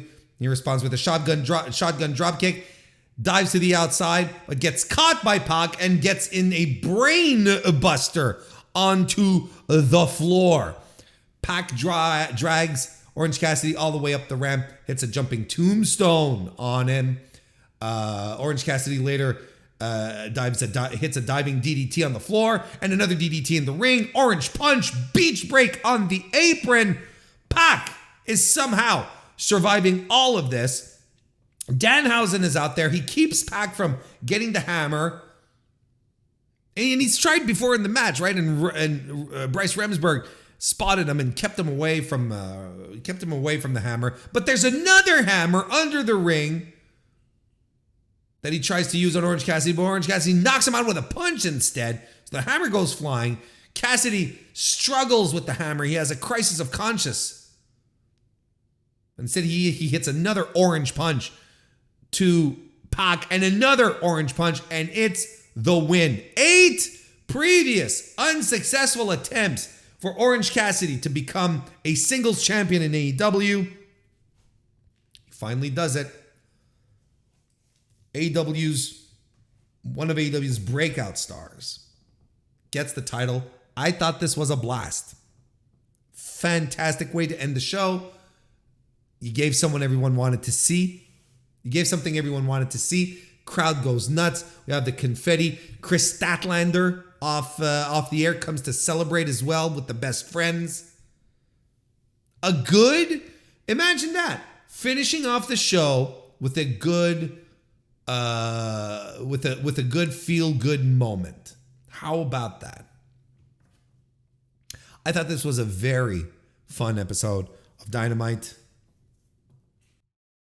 Let's wrap things up. We are going to head into New Japan's Declaration of Power show that happened this weekend on October 10 in Tokyo, Japan at the Ryogoku Kokugan.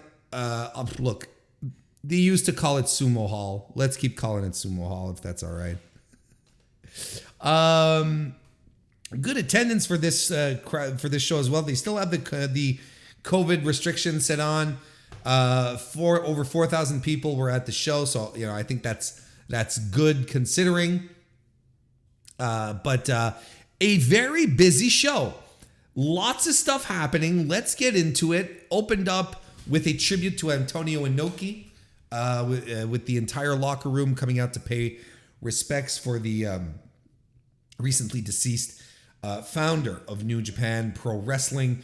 They would have liked to have Inoki around at Wrestle Kingdom this year. Unfortunately, clearly, fate had another plan here, but they were still able to provide a proper tribute to Inoki here. That led us into our first match, 6-man tag match. David Finlay, Ren Narita, and Robbie Eagles defeated the Suzuki-gun combo of Dookie, El Desperado, and Yoshinobu Kanemaru.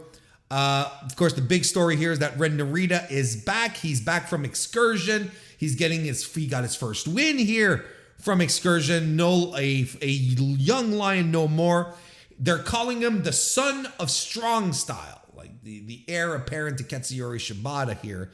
And I mean, they're doing the same type of haircut and black boots, black trunks. He's still staying we're staying very close to the Shibata way here. And he does a lot of the heavy lifting in this match, ate a lot of the offense. Eagles and Finlay do a lot of high flying offense spots on Desperado and Kanemaru. Narita hits the Narita special number 2 for the win. Fun little opener. Good to see Narita back in New Japan proper. Then we had a tag team match. The Dangerous Techers defeated the TMDK team of Bad Dude, Tito, and Shane Haste. You know what? Shane Haste here had a good showing with Zack Sabre Jr.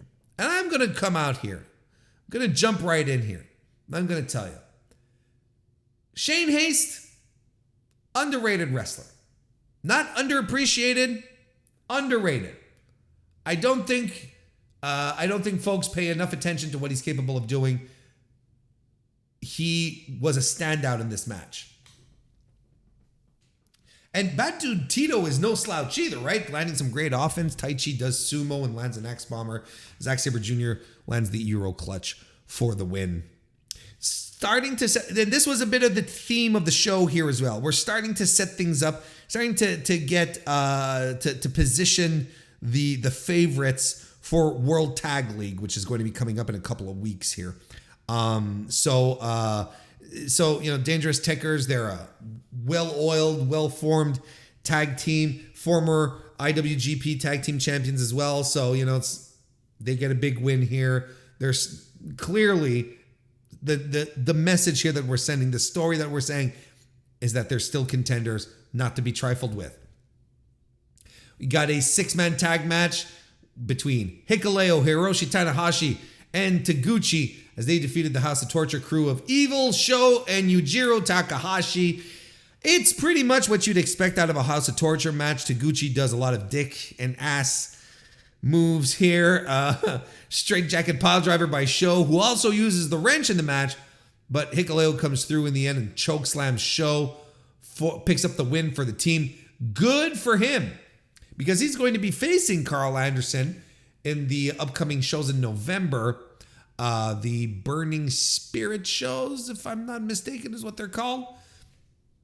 Carl Anderson, who's currently right now in WWE and so forth. Well, Hikuleo's up next. And this is what I think they're doing. Because, look, I'll talk about it later when we start talking about Wrestle Kingdom. We'll get there.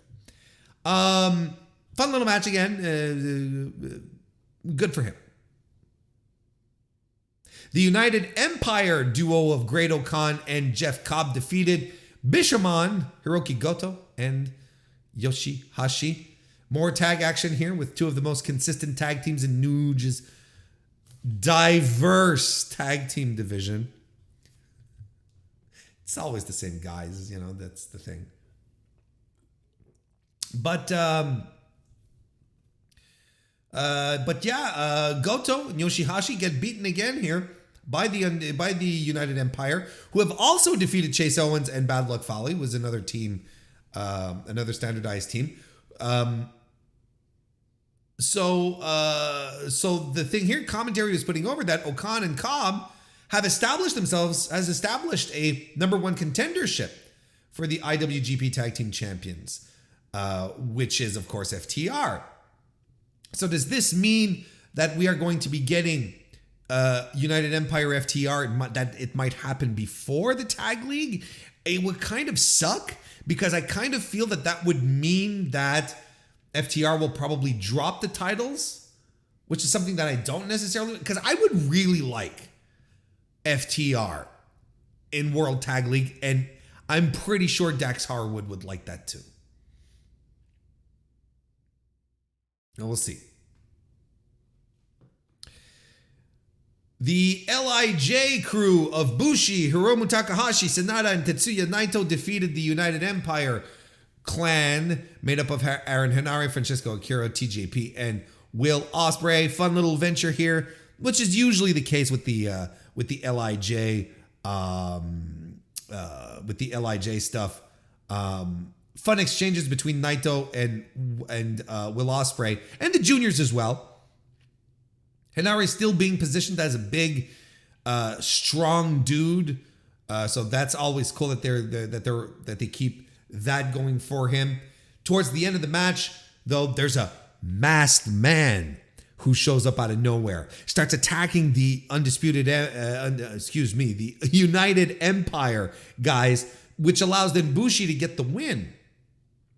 And after the match, he unmasks himself to reveal himself to be none other than CMLL's Titan, who has also competed multiple times in New Japan, multiple times in the Best of Super Juniors tournament as well.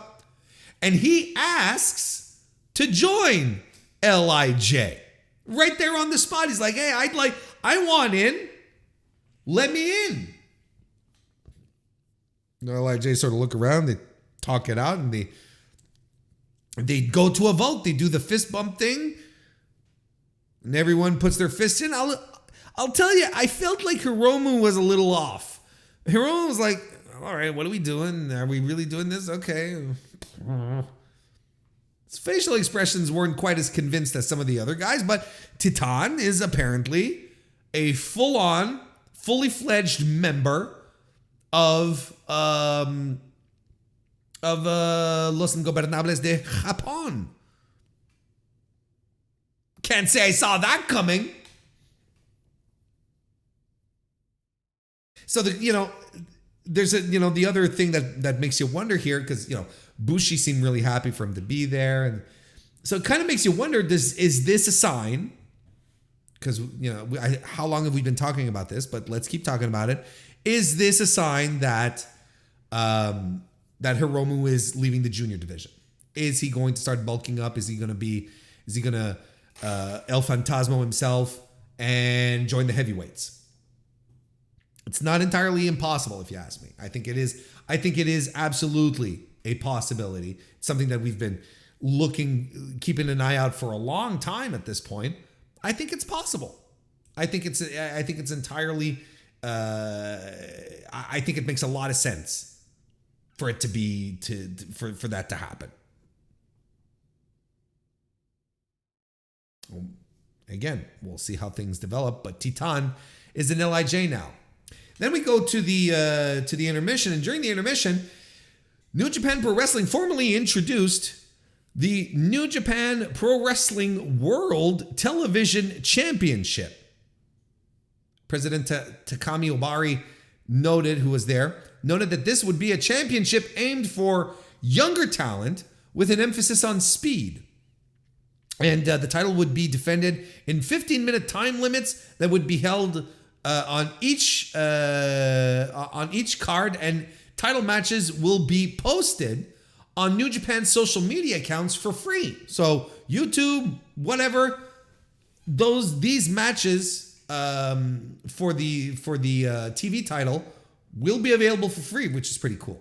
And the tournament is going to begin on October 15. The brackets have been revealed. It's a single elimination knockout tournament.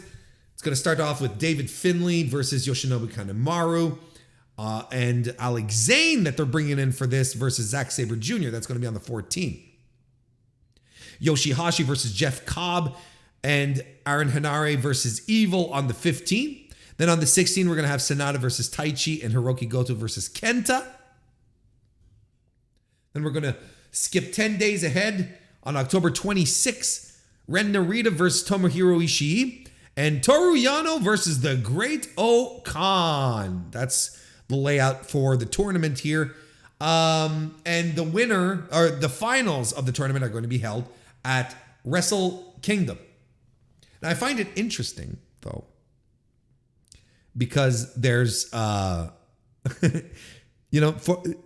the president of New Japan says, this would be a title aimed towards younger talent, right? With an emphasis on speed. I just read you out the names there. And when he said that, before the brackets were revealed, I was like, oh, okay, so we're going to have some young lions in here. We're going to have some of the younger guys in here, some of the guys who are greatly underappreciated and so on and so forth. But there's like 8 guys over 40 in this 16-man tournament. There's 6 guys between 30 and 40. Only 2 wrestlers are under 30.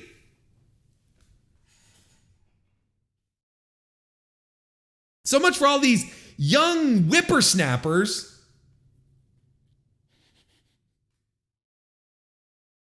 It's weird. But look, here's the thing.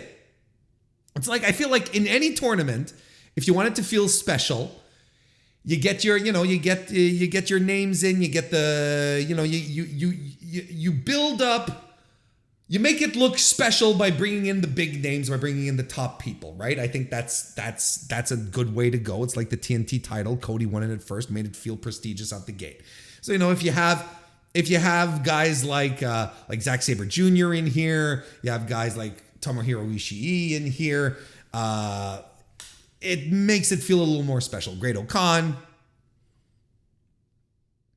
I'd be shocked if it's anyone else than Ren Narita who wins. I'm going to be completely honest. But, I'm not going to lie. I hope this tournament, this title moving forward is a showcase more for more of the younger guys than everyone else who's included in here. Because there's still the Never title around there, but I think it's good. New Japan a couple of months ago when they held their press conference and they were saying, we're looking at new ways to get people into New Japan faster, younger and faster into the company. Because they do realize that they have an aging problem, right? I'm not kidding when I said there's 8 people in this tournament who are over 40. Yoshihashi is 40. Yoshinobu Kanemaru's 46. Hiroki Goto's 43. Kenta's 41. Ishii's 46. Yano's 44. There's some old guys still doing the rest, and good on them that they're still having thriving careers. Don't get me wrong. But it's interesting because it sort of goes against what they wanted with this belt to begin with. I'll talk more about it as we go along, and I'll keep it on this tournament. They'll probably be I'll be breaking it down a little more because, as you know, I love me some tournament wrestling. Then we had a singles match between Master Wato and Taiji Ishimori. Taiji Ishimori was supposed to defend the IWGP Junior Heavyweight Championship against Kushida, but Kushida had to pull out because he got foot-to-mouth disease. And Wato stepped up, but this turned out to be non-title. Commentary put out, throughout this entire match, put over the fact that Wato was inexperienced and maybe wasn't ready to be in this spot. Well, guess what? He won the match. Wato did. Fun match. Well worked. It was all right. Story here is after the match. You have, as Master Wato is staking his claim on the IWGP Junior title, Hiromu Takahashi runs in, grabs the mic to stake his claim on it, but then El Desperado runs in to stake his claim on it. And what does Taiji Ishimori do? He says, okay, guys, let's just have ourselves a good old-fashioned fatal four-way. Didn't call it a fatal four-way, but that's, a four-way match that they're setting up for Wrestle Kingdom. So that's what's to be expected on the junior side for Wrestle Kingdom. Then we had a King of Pro Wrestling title match, a Who's Your Daddy match between Shingo Takagi and El Phantasmo. They had some fairly entertaining back and forth between the both of them as to who's your daddy. And this was a lot of fun. And for a stupid gimmick, I think this worked out really perfectly because it works really well because El Phantasmo is such a goof, such an over-the-top performer. Shingo is a bit of an embodiment of, just a badass. Yet he played along so wonderfully in this situation. Everything just connected. And as commentary pointed out as well, this had a lot more to do than just the trophy and the who's your daddy stuff. But Shingo Takagi got his G1 fucked up because of El Phantasmo beating him. I like this match a lot. I thought it was a good, strong match. Head scissors by El Phantasmo, then he gets stomped by Shingo. A dive by ELP and an Orihara moonsault as well. Springboard senton followed by a springboard moonsault by Phantasmo. Shingo catches Phantasmo off of a springboard, hoists him up on his shoulders, DVD. Phantasmo hits the UFO and a springboard avalanche Rana as well. Thunder Kiss 86, just fantastic stuff. I'm telling you guys about El Phantasmo. It's about time you start paying attention. He locks in the CR2 and hits it, but Shingo kicks out. He tries to go for the CR3, but Shingo transitions into a Made in Japan, which ruled. Shingo hits the CR3, though. He hits it. Phantasmo kicks out. Shingo twists ELP up into a submission for the win. And then after the match, there's a really good moment where Shingo is getting ELP to say, Shingo is my daddy with a microphone, and Shingo and ELP's like, Shingo's my daddy. What? Shingo's my daddy. He has him wear a t-shirt. Puts on it, has a pacifier, takes pictures. Then no, sit here for the pic. And Shingo's directing traffic. He's like, no, you come here, you sit here. And the comedy here was spot on, and it didn't detract from the match. The match worked really well. And everything around it just wrapped it up really well. But after the match, ELP attacks Shingo. So we're not done. He destroys the trophy. So we're not done with this. We're not done with this feud. And I am okay with it. I think El Phantasmo and Shingo have great chemistry. I like this feud. I like these two guys together. It's fresh and it's good. Kazuchika Okada defeated Jonah in a match that rocked. I would call it my match of the night. Okada is so good in these matches. Is so good in these overwhelming power matches. He's so good. Okada can't get him down. Jonah's the immovable object. He finally does with a drop toe hold and an elbow drop. He does the running shoulder tap, but Jonah gets in control, and Jonah does the running shoulder tackle off the apron. And then a running razor's edge on the floor lands Okada right in the post. Then he works over the back. He manhandles Okada, really. Jonah hits a spear and a suplex, goes up top, flies off into a drop kick from Okada, which was just great. The Rainmaker is reversed into a German suplex and a beast bomb. Jonah goes up top for the torpedo. Okada rolls out of the way. We get some strikes, some lariats, a shotgun drop kick. Okada raises Jonah up for the landslide and hits it. Lands the Rainmaker. Okada wins. Perfectly done. I enjoyed this match tremendously.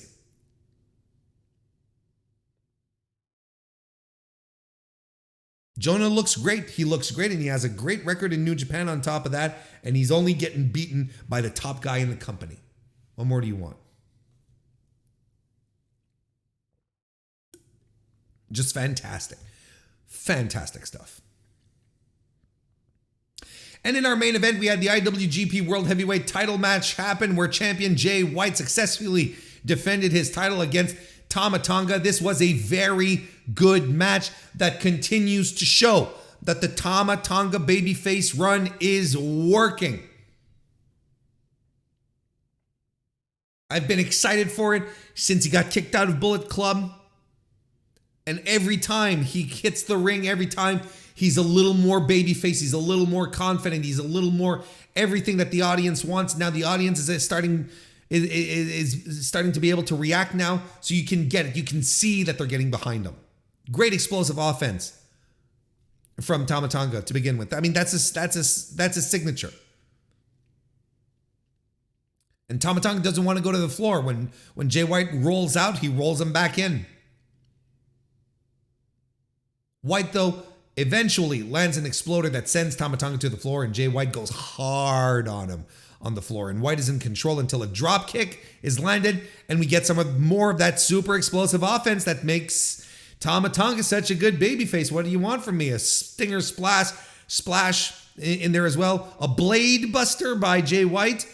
Tama Tonga hits a Tongan twist to stymie Jay White and allow him to catch a breather. They go to the floor, and Tama Tonga hits another Tongan twist on the floor. Jay is in this match. He's so perfectly arrogant, emoting the whole entire way. Like everyone is just in his way to winning a title. You know what I mean? Like he's just like, and he's so good at it. He's so good at being this shit heel, this bastard who's just on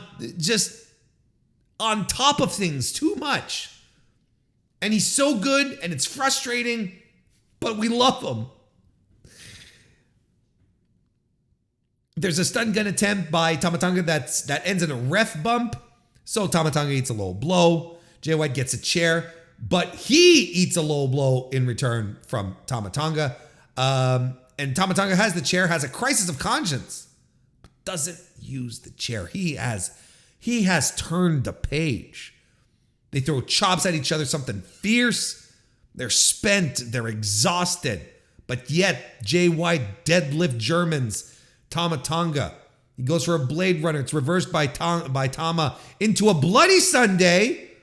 Shout out Finn Balor. Gun stun is blocked, goes for another one.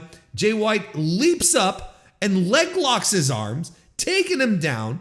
Just fantastic stuff. And starts elbowing him. And Jay White is another guy who every time that you see him wrestle is adding something new.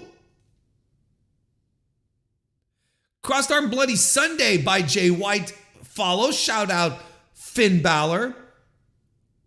He has this one.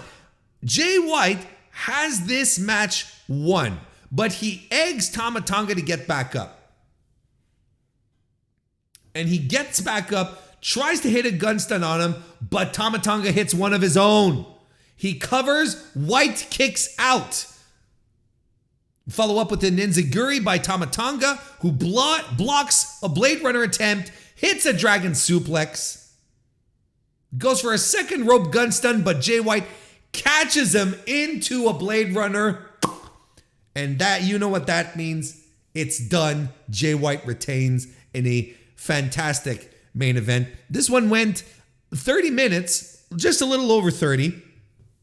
I would dare anyone to compare this exciting match with the 30-minute match that happened at Extreme Rules, and you will see what I mean when I talk about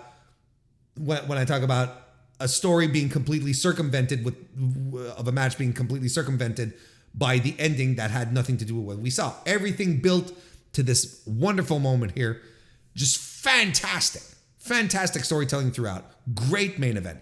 And then after the match, Kazuchika Okada comes out after Jay White does his celebratory promo to confirm that the main event of Wrestle Kingdom next year in January is going to be Kazuchika Okada versus Jay White for the IWGP heavyweight title. And I know in the New Japan community of fans there was a resounding groan where somehow people were maybe expecting something a little different, a little refresher. Oh, here we go again.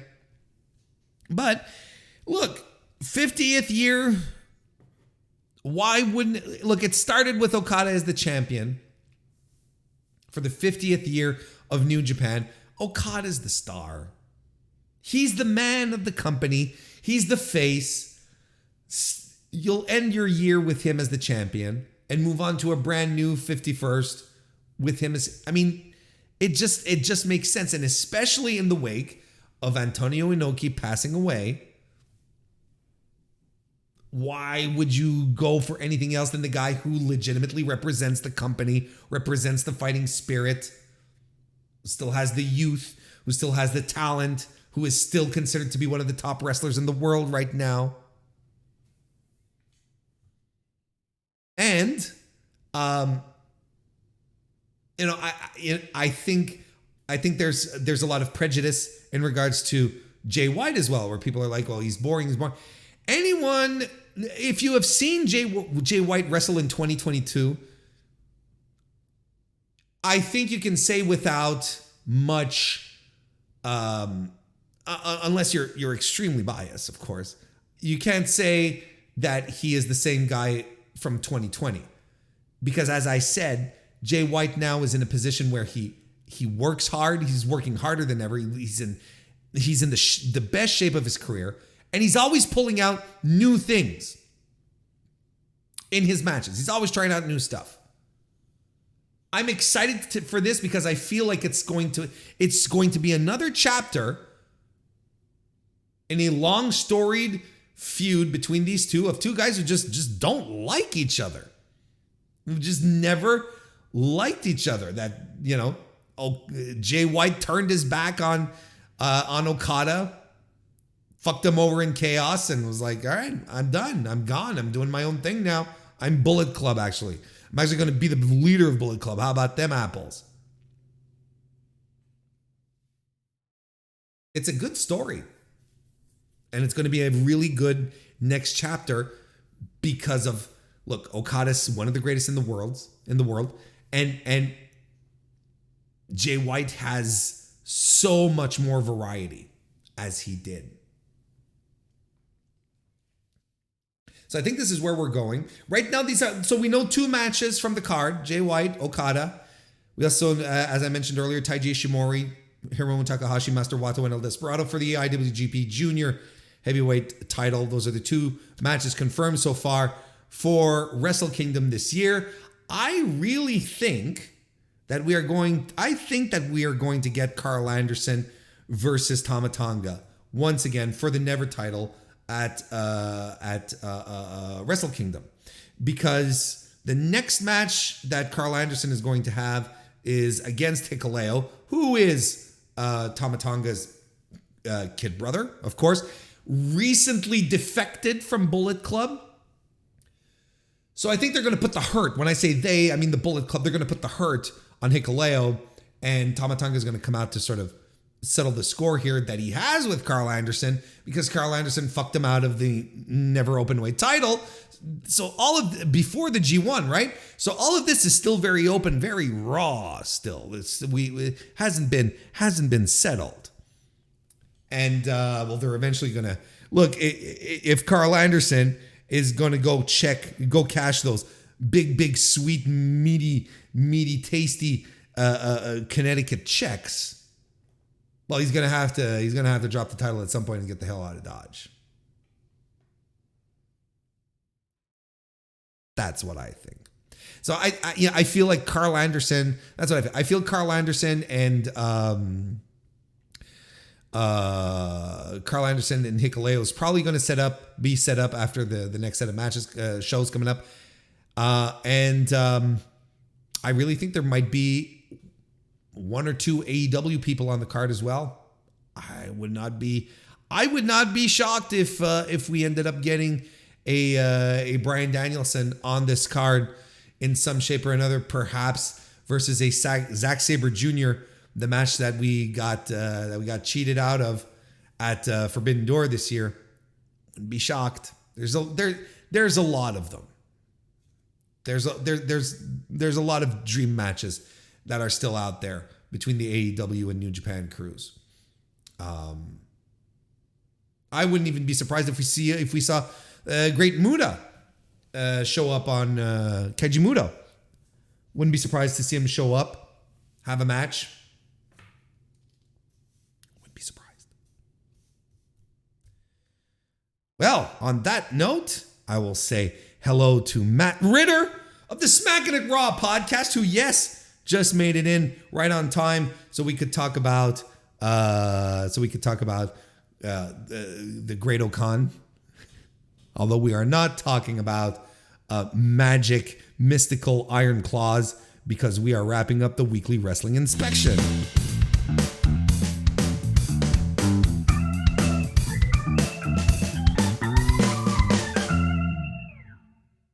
Woo! So that about wraps it up for this week's edition of the Mr. Warren Hayes Show. The second to last before we move to Tuesday. So again, next Thursday, we'll be back probably around 7 p.m. again, Eastern, to start things off. I'm going to do the recording per usual, so that'll be a fun thing. But the week after that, don't worry, and I'll remind all of you, the week after that, we will be moving to Tuesdays at 7 p.m. Because I feel like it.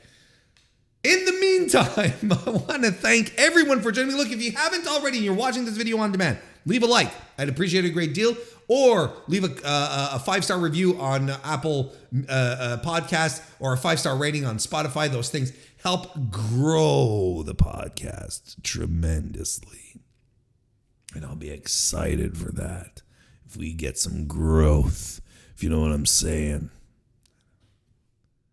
I feel like these jokes just end up, I just end up sounding creepy, and it's not even funny. So I'll stop now, and I will wish you adieu, and have a great rest of your week. Thank you so much for listening. We'll see you next time.